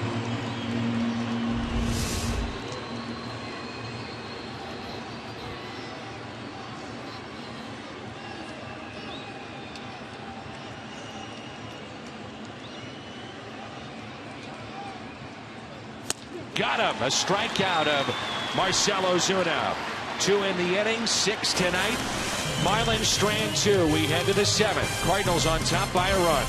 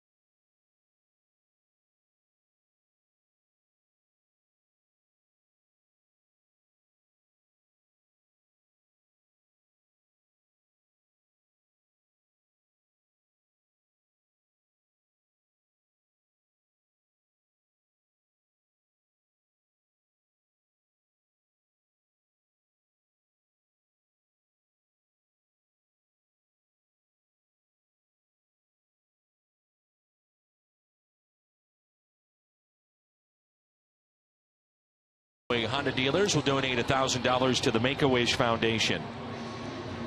Cardinals have John Jay, Randall Grichuk, and Pete Kozma. If anybody would reach the pitcher spot, Lance Lynn would be due up. As Danny Herron is pitching into the 7th inning. And he has struck out 6, 1 away from his season high to match that 7. He's done it twice. 4 hits for the Cardinals, 2 for Miami, as Lynn again pitches out of trouble. Jay 0 for 2 with a strikeout and a ground out. Good ball game, huh? Oh, yeah.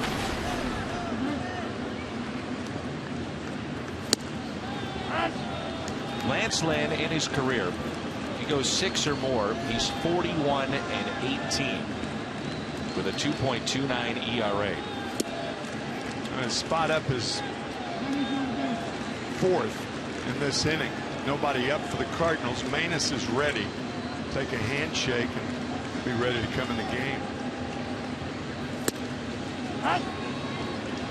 2-2 on Jay. I think you've got to be prepared. If you're Mike Matheny, he's thinking you got to be prepared if the pitcher spot comes up. Am I going to pinch hit for him? It's not just clear that Lynn's going to hit here. Jay with a little floater. Echeverria going out, won't get there, and neither will Yelich. A leadoff base hit. So John Jay aboard. He's 1 for 3. With John Jay hitting the same as D. Gordon, don't let a ball drop in front of you if you're the opposite fielder.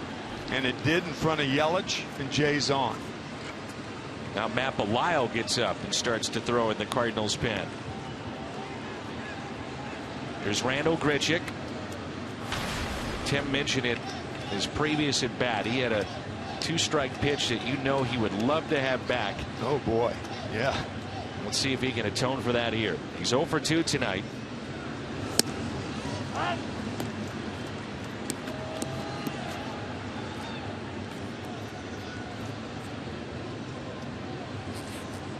You get a runner in scoring position too, and you think about pinch hitting for Kozma as well. We'll find out. No. keep him in for defense. You're Keep up by him a run. in to bunt. That's the other look at it too. Yeah, with one out and a man on. Different situation right now. Pete, a very good bunter. So you're going to bunt for Cosman, then pinch hit for the pitcher. Looks like Xavier Scruggs. First two have reached. Cosma has been on base twice. He was hit by a pitch, scored the first and only run in this game. That was back in the third on an RBI double from Colton Wong. And then he singled to center field that snapped an 0 for 21 for Pete. He's had the two biggest at bats in a game this year. Hit by pitch, scored in front of Wong's double, and then a single to lead off an inning. Beg your pardon, with one out in the fifth. Nobody out here. Let's see how the Marlins want to play it. Cosma bunting and pushes it foul.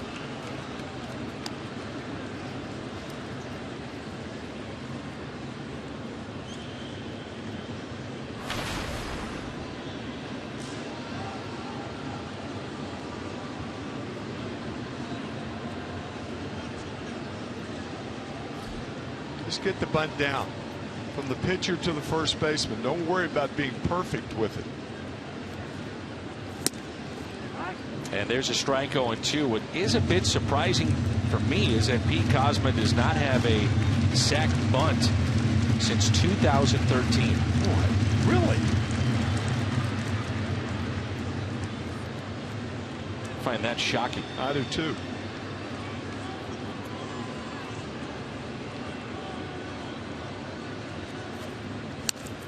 And he gets it down with 2 strikes. Hustling down the line. Did he beat it out? Ball gets away. Here comes Jay. Throw to the plate. Not in time. What a night here for Pete Cosma. Jay scores, and it's now 2-0 Cardinals. Think about that. The count is no balls and 2 strikes. Herron had many ways to go. Either up and in with a fastball, but he throws him a strike. And a great bunt by Cosma, who can fly. Jay can fly also. When he gets to third, he picks up Cosma.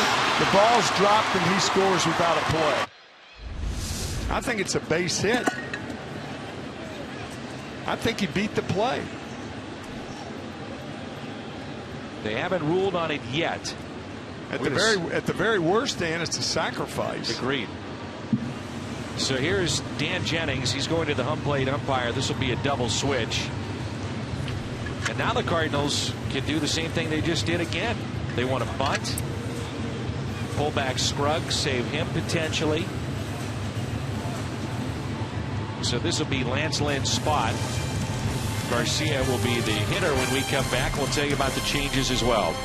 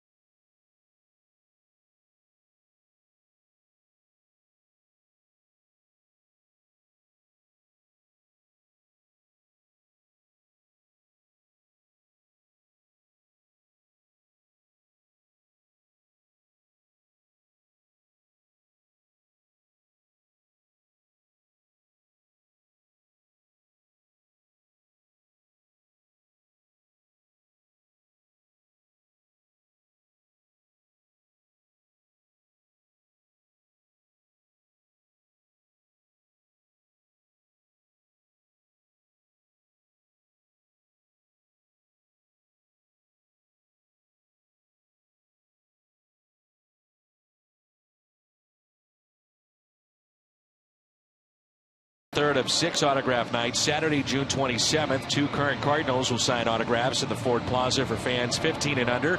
2 former Cardinals will sign for fans of all ages. For details, visit cardinals.com/promotions.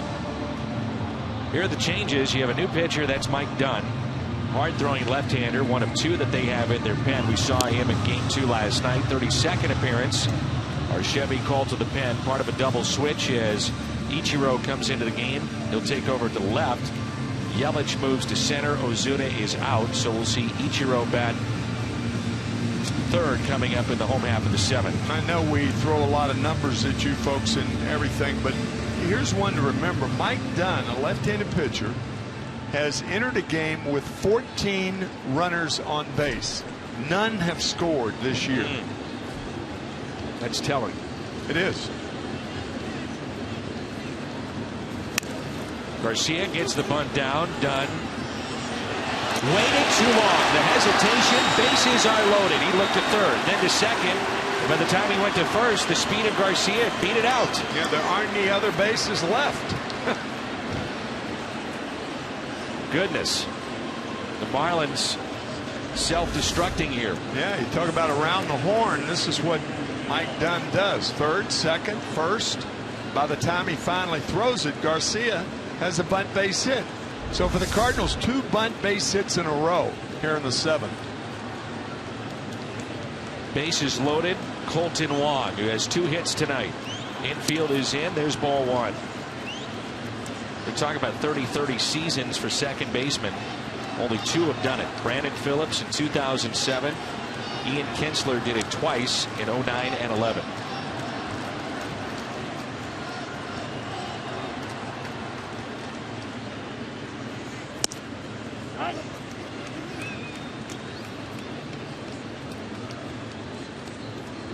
One ball, 1 strike, Colton Wong.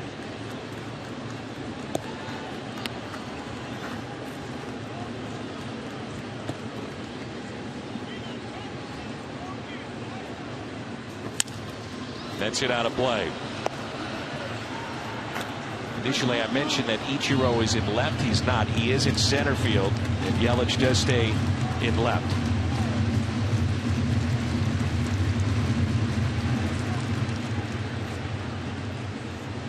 One and 2, Colton Wong. Bases loaded, nobody out.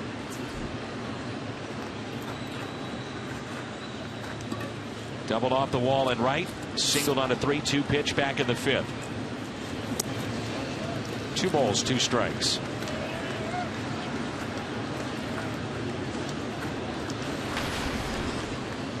And Carpenter on deck, and then Mark Reynolds. And a right-hander getting loose in the pen for Miami. 2-2 the count.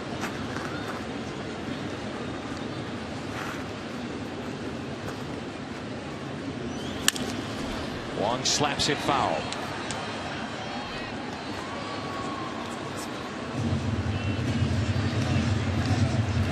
To the way this road trip started for the Cardinals, losing 2 in Minnesota, they could finish up with a flourish. 2 of 3 over the weekend against Philly, and a chance at a sweep tonight against Miami. The 2-2 pitch. 3-2.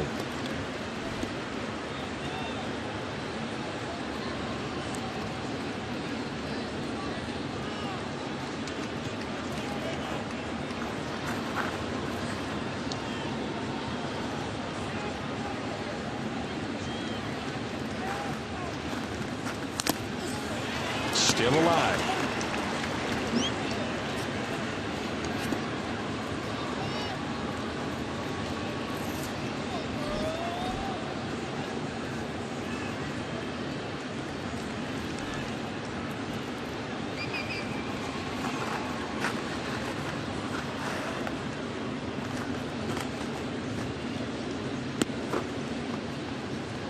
Three-two pitch with the bases loaded.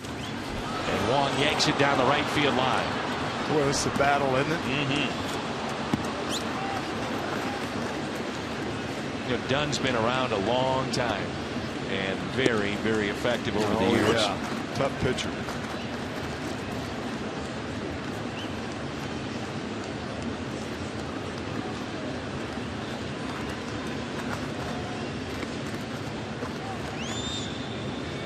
Pitch number 9 of the at-bat. Here she comes. And Wong draws a bases-loaded walk, picks up an RBI. His second tonight. 3-0 Cardinals. Good at-bat.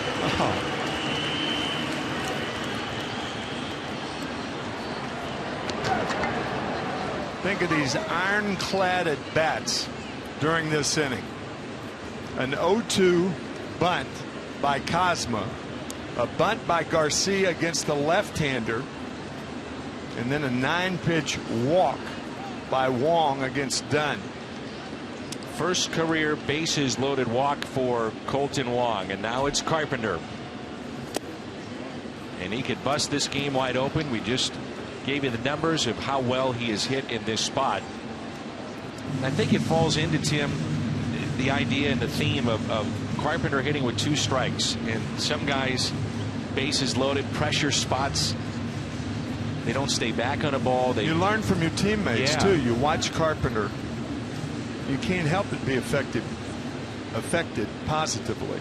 Very calm in these types of spots in the game.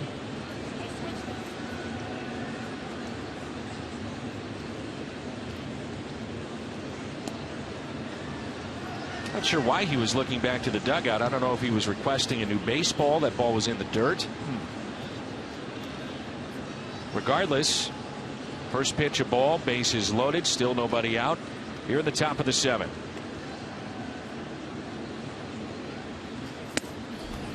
Two and nothing.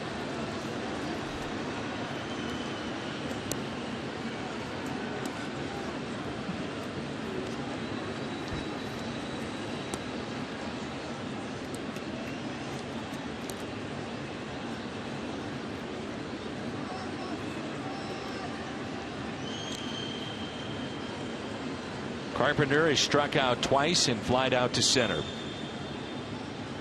2-0 pitch. In the air down the left field line. Out of play. 2 balls, 1 strike. Just an array of errors, even though no errors, only 1 error in the inning, allowing Jay to score, but mental errors. The 0-2 pitch by Herron to Kozma, and then Mike Dunn looking to second, and then by the time he got to first it was too late. Then a 3-2 walk.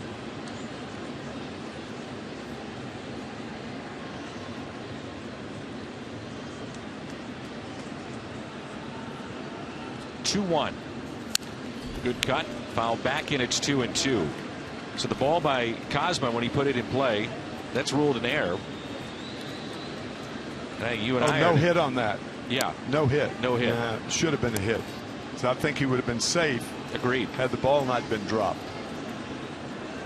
Garcia puts a bunt in play. That should have been an out. Ruled a hit, clearly. A walk to Colton Wong to bring in the 3rd run of the night. And now a 2-2 pitch with the bases loaded. Carpenter, a swing and a miss. In a 3-strikeout night for Matt Carpenter.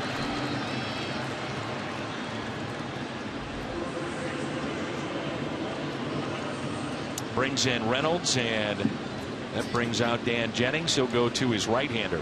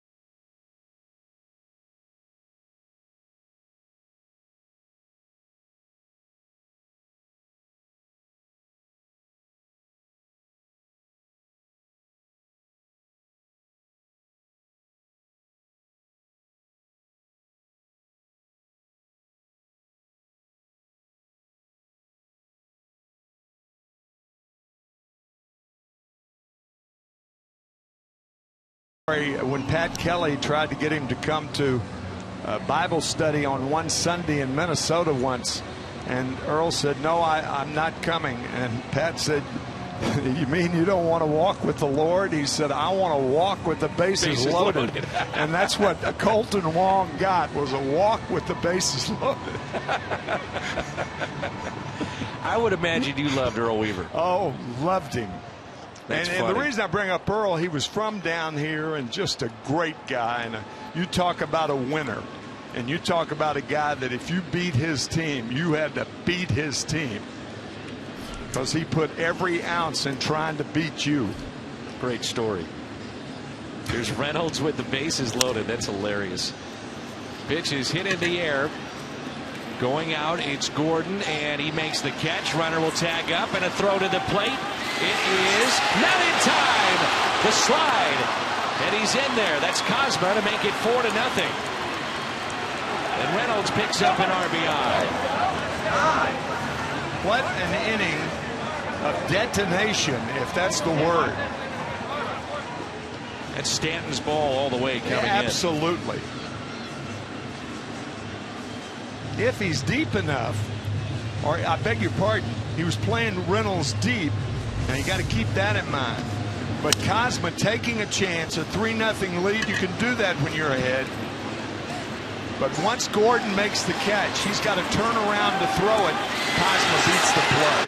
What a slide that was. But that is, you're exactly right, Dan. That's Stanton's ball all the way. If Stanton catches it, I don't think Cosma tries to come. And if he does, he'll be out. Right.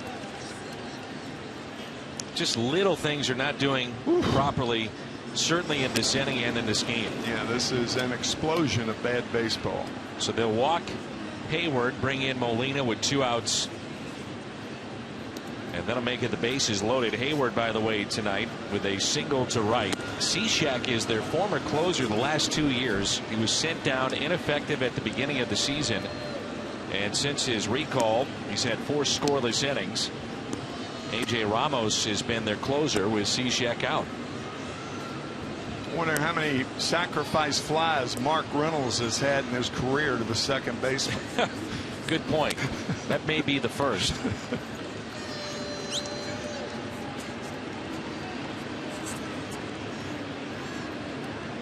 I'd rather have a walk with the bases loaded. And here they are again. Hilarious. So here's Yadier Molina. 0 for 3. The 9th man to come to the plate.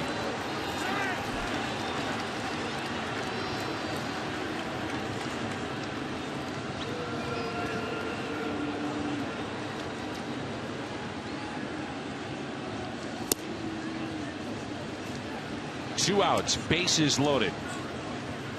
Molina is grounded out to short, hit into a fielder's choice and fly to left. Cardinals have picked up 3 here in the top of the 7th. They lead it 4-0. Molina slowly hit to Cishek. He'll step and throw. And the inning comes to a close. Cosma has scored 2 runs in a game for the first time since 2013. The second one, what a slide it was, avoiding the tag. 4-0 as it's time to stretch.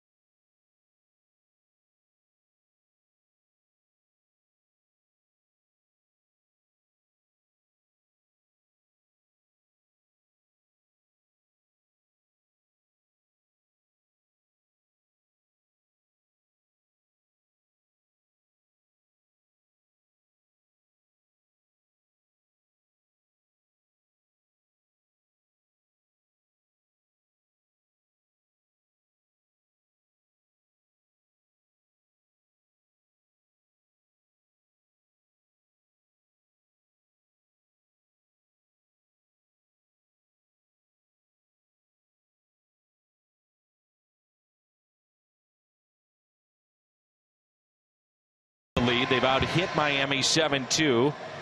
Lynn, 6 innings tonight. He'll turn it over to the bullpen. Matt Belisle is in. Colt Wong is 2 for 3. Pair of RBIs. Danny Herron pitches into the 7th. And Stanton tonight 1 for 2. No home runs. Numbers on Belisle. 30th appearance, or Chevy called to the pen. I know I was away for a short time. You want to throw something at me. Great point. Well, I got it briefly, but a good point. I was thinking about this. I thought it at the time, but I thought he was too far in right field. You're right. Infield fly rule. You're right. It was too tough a chance. Yes. An infield fly has to be an easy chance.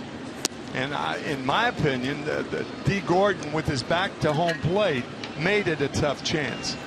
And the more I started thinking about the play with Stanton coming on, to give me an idea, knowing that he's playing deep, that's further out in the outfield, shallow right, more so than saying, well, it's a pop-up to where that's the second baseman's ball. Even though if he had his back to the right field fence and was camped under it, a 1001 beat maybe, and then makes a catch, perhaps at the last minute it could go up as an infield fly, automatic out. 1-2 pitch to Adeiny Echeverria. Belisle got a piece of it to Wong, quickly out of the glove to Reynolds for the out. 1-4-3. I'll tell you, Dan, when you play good baseball, you get breaks like that. Yeah. And the Cardinals have just been sizzling hot, not doing anything wrong during this 3-game series. Deflected, otherwise up the middle. Wong. Well, he's quick, isn't he? Wong getting that ball out of the glove. I mean, going to his right and how he sets his feet, and a stronger arm than a lot of people thought when he first came up, including me. What a difference a year makes, too. Oh, yeah. That's a confident second baseman now. That's a very, very valid point. This time last year, he's looking over his shoulder to an extent. Margellis was here. Actually sent down to the minor leagues at one point. Not the same player. No. Same number, not the same player. And he's told us the bottom line with him, if I have confidence, I play well. Which is true for so many players, but especially a guy like Wong. If I feel confident, watch out. 1-2, hit out of play. JT Realmuto. Hyundai pitch arsenal there from Matt Belisle.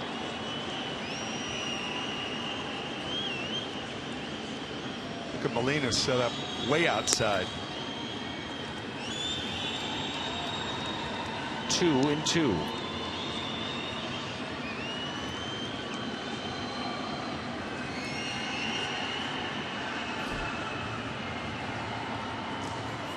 Good breaking ball, and that fooled the umpire. Well said. I mean, how can this ball be called a ball? 3-2, and to his left, Cosma. Great play. Oh, that's fun. And that's what the Cardinals are having right now. Fun. What a game by Cosma. What a move by Matheny to put Cosma in the game. Caught that ball behind him.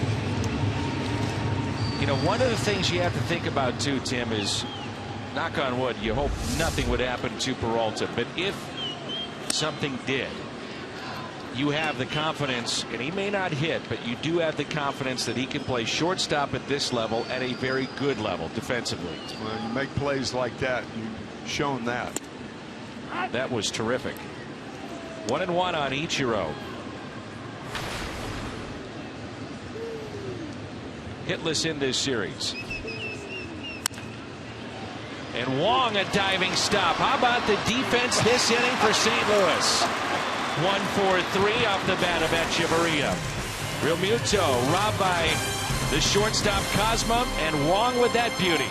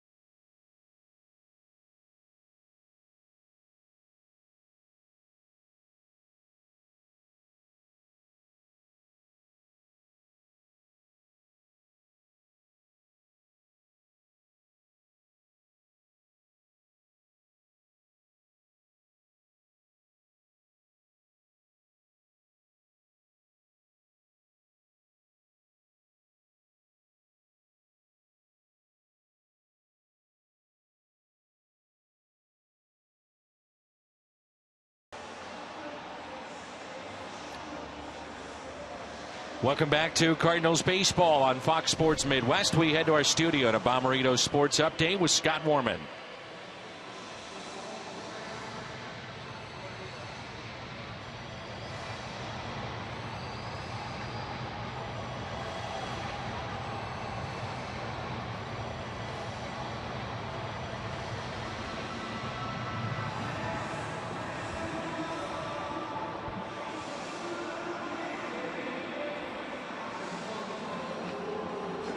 All right, here is John Jay. Got things going for the Cardinals in the bottom of the 7th.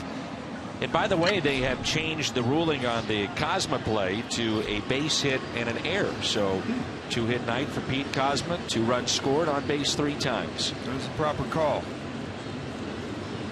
Jay has singled and scored, flied to left, and also grounded to third. Cishek, his 2nd inning of work.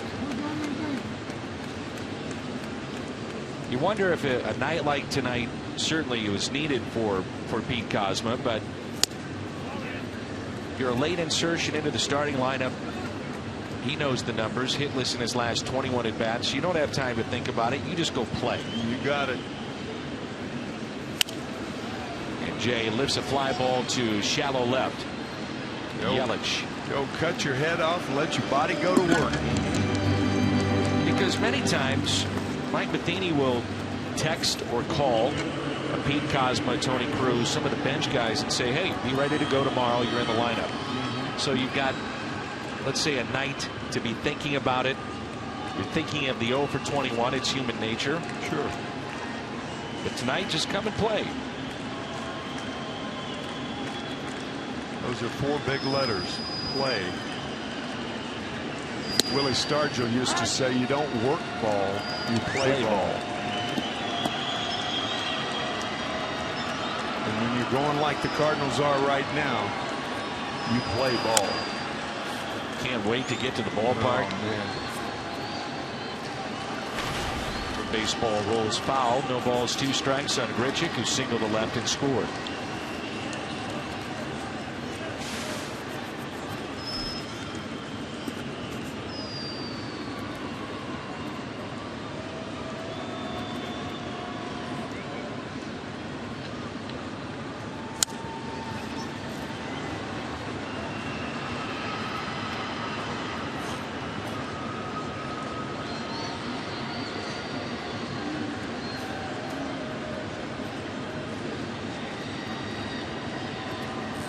Here's an 0-2 pitch to Grichuk.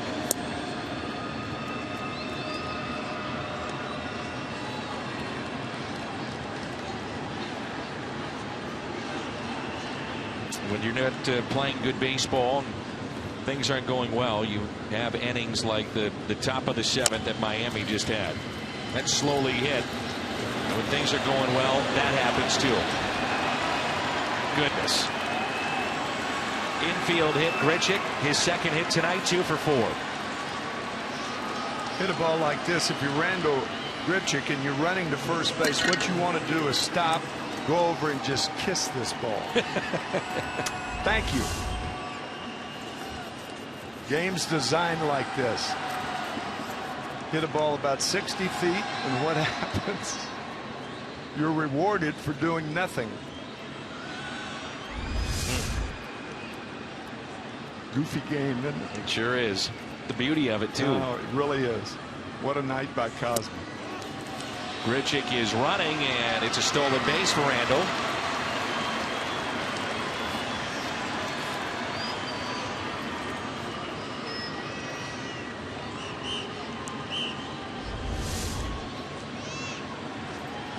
Grichuk, great jump. Not even close. Real Muto, no, not even close. One hopper down there, too big a jump. Have a night, Pete Kozma. Cardinals about hit Miami 8-2. And a 1-0 pitch to Kozma. In the air, center field. That'll drop. Here comes Grichuk racing home. And Pete Kozma, a 3-hit night. Nicely done, Pete Kozma. It's June 25th. Pete Kozma's been with the team since opening day. And in one game, gets 60% of his hits in one game. He had 5 coming in. He has 3 tonight and an RBI.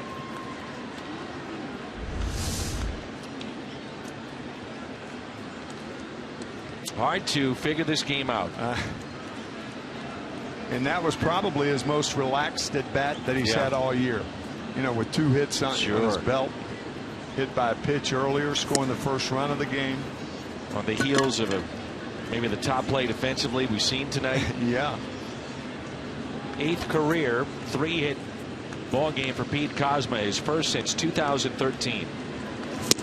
Now it's Peter Borges. And it's 1 ball and 1 strike.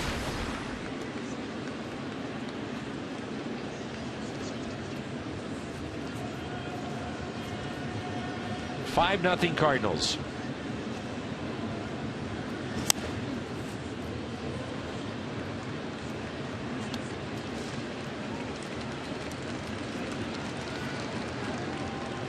Cardinals will roll into tomorrow, barring a comeback tonight, with some momentum.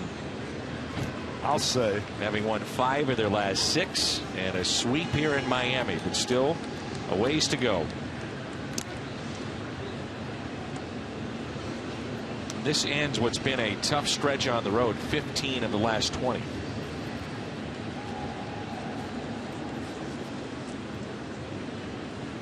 One-two pitch.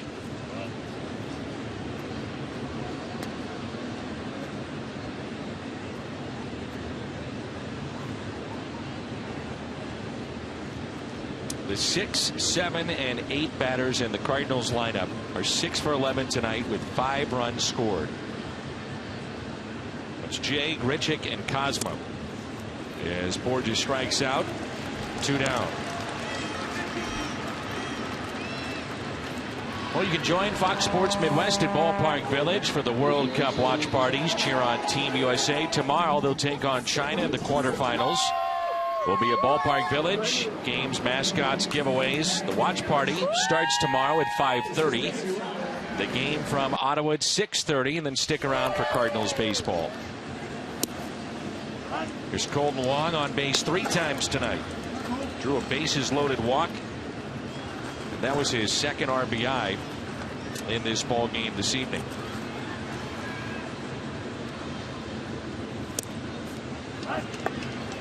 Oh, 0-2 the count.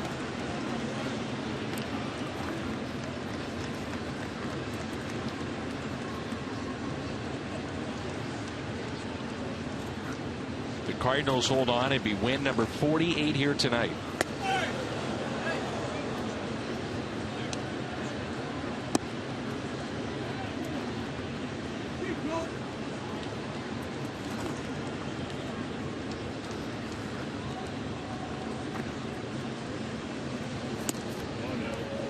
Next closest in terms of victories, Houston with 42.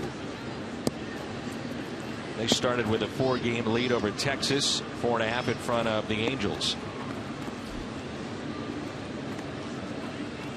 2-2 pitch.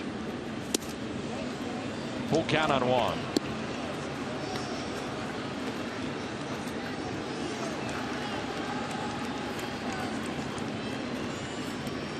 Runner from first will be off with his pitch. That's Kozma, 3-2, 2 outs. There he goes, and Wong chased the ball and strikes out. Cardinals add to their lead, an RBI and a 3-hit night for Pete Kozma, on base 4 times. 5-0.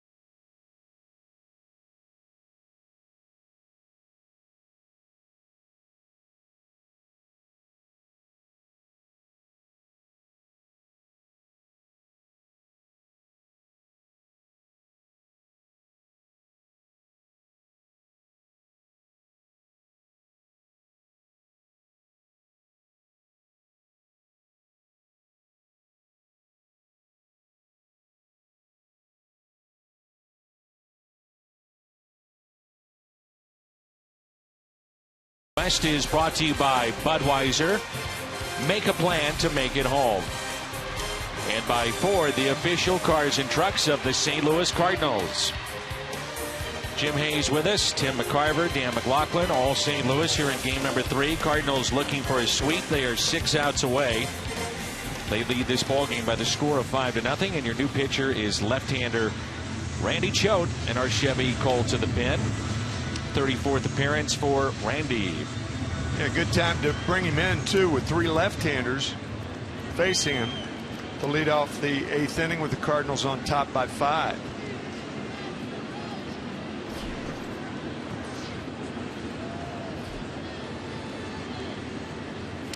The pitch in the dirt to D. Gordon. Dietrich, Yelich, both hitting from the left side, so 3 in a row here for Randy Choate. Gordon is fly to center. He's popped out to third and struck out in the 5th. If you're wondering, this was a championship team in terms of the division last year for the Cardinals. They did not get to win number 48 until the 7th of July last year. They have a chance to do it here tonight. Up the middle, base hit for Gordon, but still a ways to go. AT&T Uverse Rewind, and a good night here for Pete Kozma, both defensively and at the plate. Here's his bunt with 2 strikes.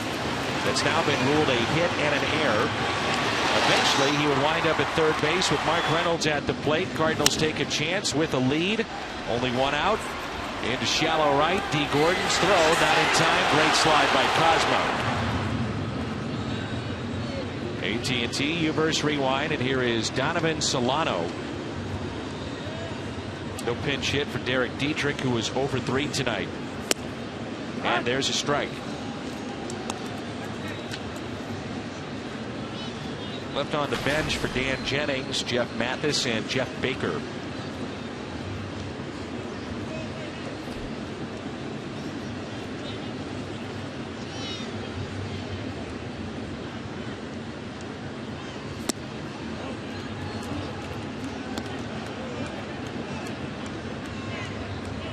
Randy Choate still getting people out. Told you that he wanted to pitch till age 50. Age 50. We shall see. Randy 39 now. Believe so.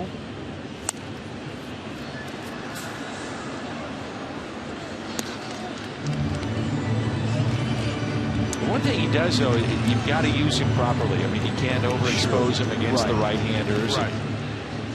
You know, if you're comfortable enough in having a bullpen and a 25-man roster where he's primarily used only to get that situational lefty, then sure. Talking about an extended career. He'll turn 40, by the way, on September 5th. 1-2 pitch. The slider lifted into right. There's Jason Hayward. Makes the catch. 1 away.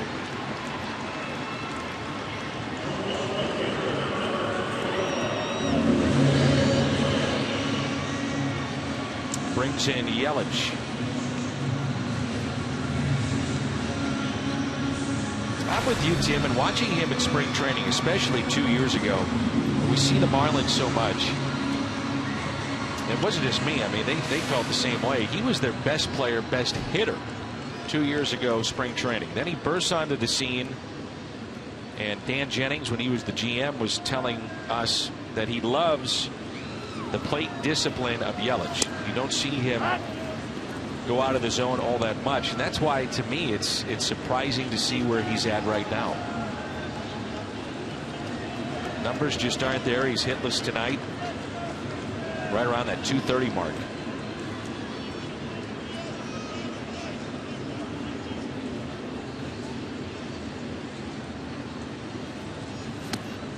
Baseball can be so confusing in the development of young players. Yelich certainly, young enough to have a lot of improvement, and that's what the Marlins figured into their plan for this year. That, well, he's going to be better. Ozuna's going to be better. Not necessarily. so tough. Is the talent going to remain stagnant? Choate will go to second, and they get the lead man. Nice play. Yeah, that's what you want to do. Not a ground ball double play, not hit hard enough. That is easily going to be the last man for Randy Choate. Good play.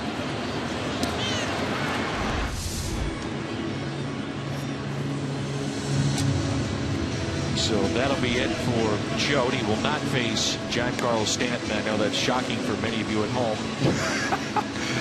I know what Randy Choate told Mike Matheny. Good move. Yeah. Great job, boss. Chevy called to the pen. Maine is coming on.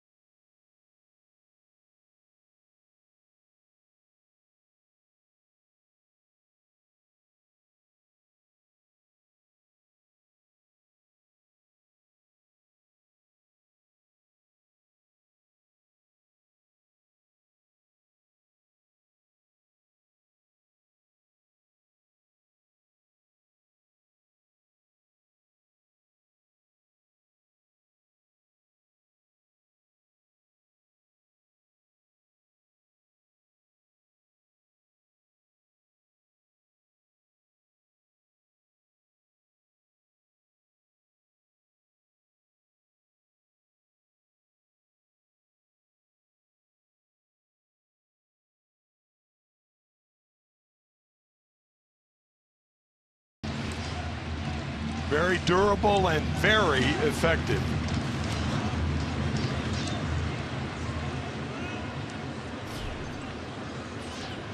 He gets Stanton here. Runner at first base, 2 down. Stanton has walked, single to center, and also grounded out to short.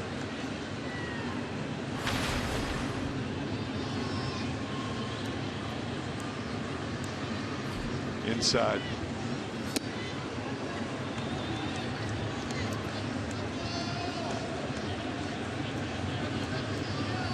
That's where Seth Maness's best chance of getting Stanton out is going to be, inside. Good pitch, tailing in. 35 appearances, tied for the fourth most in Major League Baseball for Seth Maness. 1 ball, 2 strikes. Stanton broke his bat. He's 2 for 3 against the Cardinals right-hander with a strikeout. Let's see where Maness wants to go with this pitch. You know, Dan, in my experience, the only power hitter to whom you could not come inside was Henry Aaron. It's the only guy. And the reason for that is he could keep the inside pitch off the plate fair. Frighteningly so. How? Get his hands through? Well, get his hands through. Yeah. He had wrists that looked like forearms. He was not a big man. Awfully strong. Strikeout of Stanton. So good job by Maness. And we head to the 9th. 5-0 Cardinals.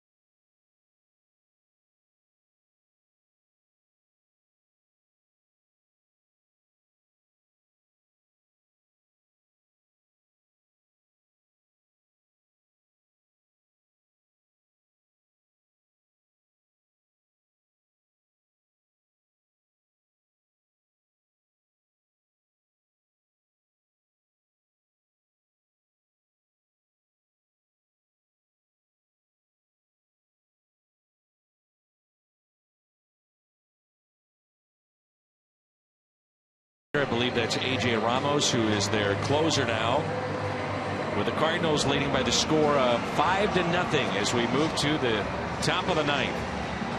Ramos this year, very good numbers, 32 2/3 and a 1.38 ERA. Carpenter, Reynolds, Hayward for the Cardinals.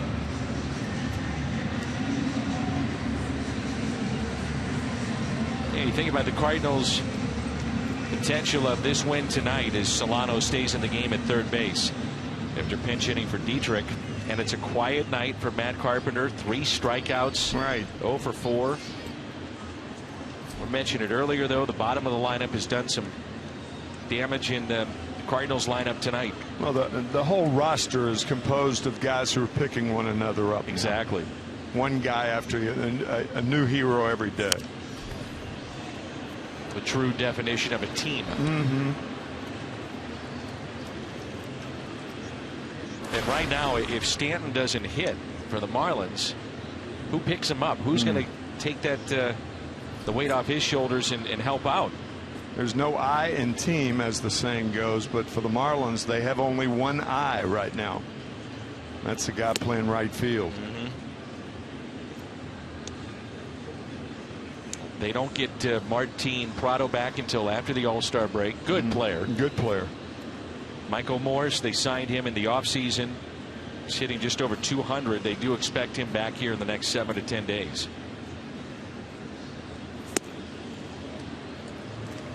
One ball, 2 strikes on Matt Carpenter. Martin Prado there, hidden behind that Marlins.com bar.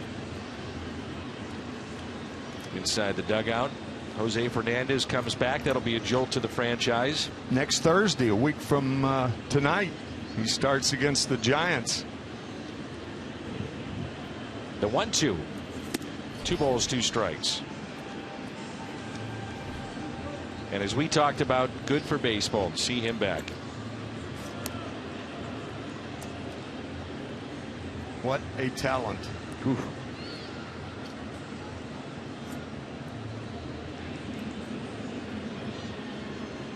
Two-two pitch to Carpenter.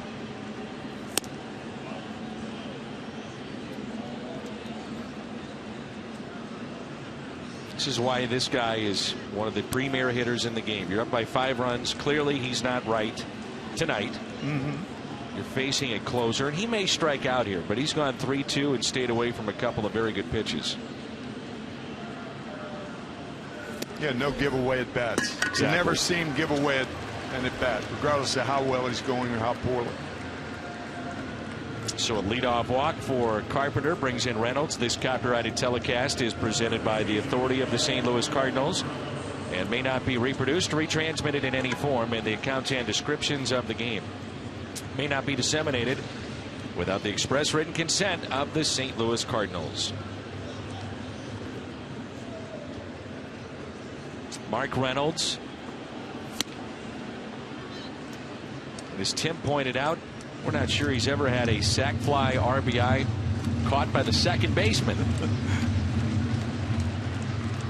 And you could have had the infield fly rule, but then the runners advance at their own risk. Yeah, so that Cosmo would still have scored. Mm-hmm. So it would be an infield fly and a sac fly right at the same time. Have you ever seen that? No. I don't think I have. No. 0-2 pitch, and Reynolds lifts a fly ball into center. 41-year-old center fielder Ichiro puts it away.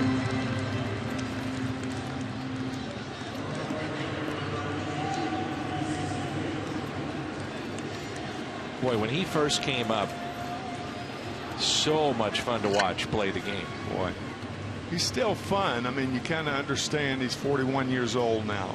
Will probably come back next year in pursuit of 124 major league hits that this year and next year for 3,000 in America. Ground ball out at second, back to first, and they got him. They turned the double play. Very nice. 3-6-1 on the double play off the bat of Jason Hayward.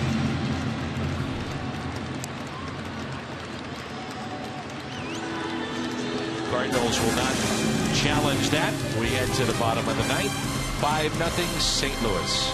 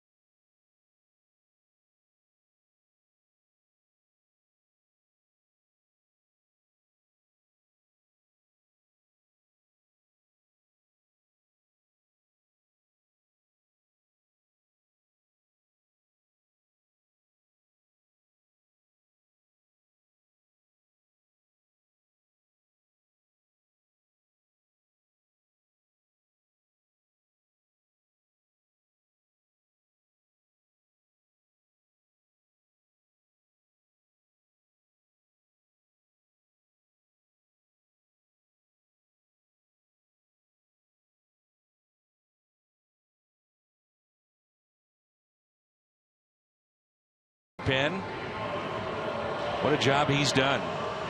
Mop-up role, filling innings in blowout games, whatever the case may be, but giving the Cardinals a chance to win. In some of those games that seem to be lopsided, but the team comes back and competes. I think that's been the story of all the individuals on this team thus far through the first 3 months of the season. Define it any way you want to, but they have been the consummate team the first 72 games of the season. Tim, like we said, you know, you look at the other side, Miami, Giancarlo Stanton, what they do with and without him. Amazing how much he accounts for the offense of the Miami Marlins. And when you're going as poorly as the Marlins, you forget how to be routine. In that 7th inning, there were some routine plays that were not made. So as we talked about, the Cardinals, if they win this game, it's win number 48. They have never had 50 wins before July 1st. Wouldn't that be something? But a year in which you're missing Holiday right now, your ace is out, your 8th inning man is out, your first baseman's gone. I mean, that's what makes this remarkable, what they're doing. It really does. And getting Lance Lynn out, I mean, you can't say enough about the job he did tonight. High fly ball off the bat of Moore. Big ballpark, that'll stay in, and the catch made by Jay for out number 1.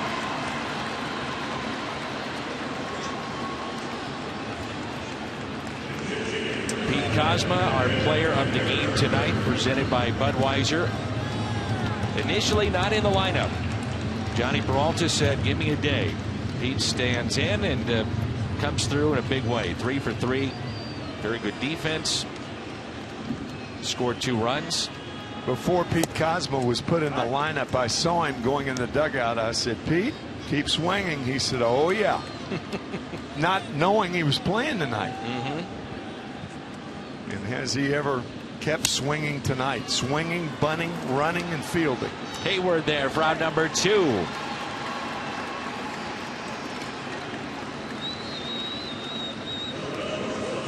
Cardinals 1 out away from a shutout. This would be their 8th shutout all time against the Miami, Florida franchise, and the first since Adam Wainwright, a complete game 2-hitter back in 2010.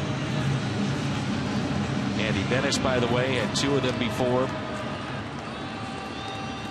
Kip Wells was part of one. Todd Wellemeyer was a part of one as well.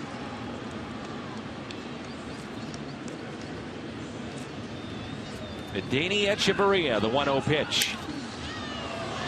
The fly ball lifted down the left field line. It is hooking, and that ball is gone off the foul pole, and a home run for Echeverria.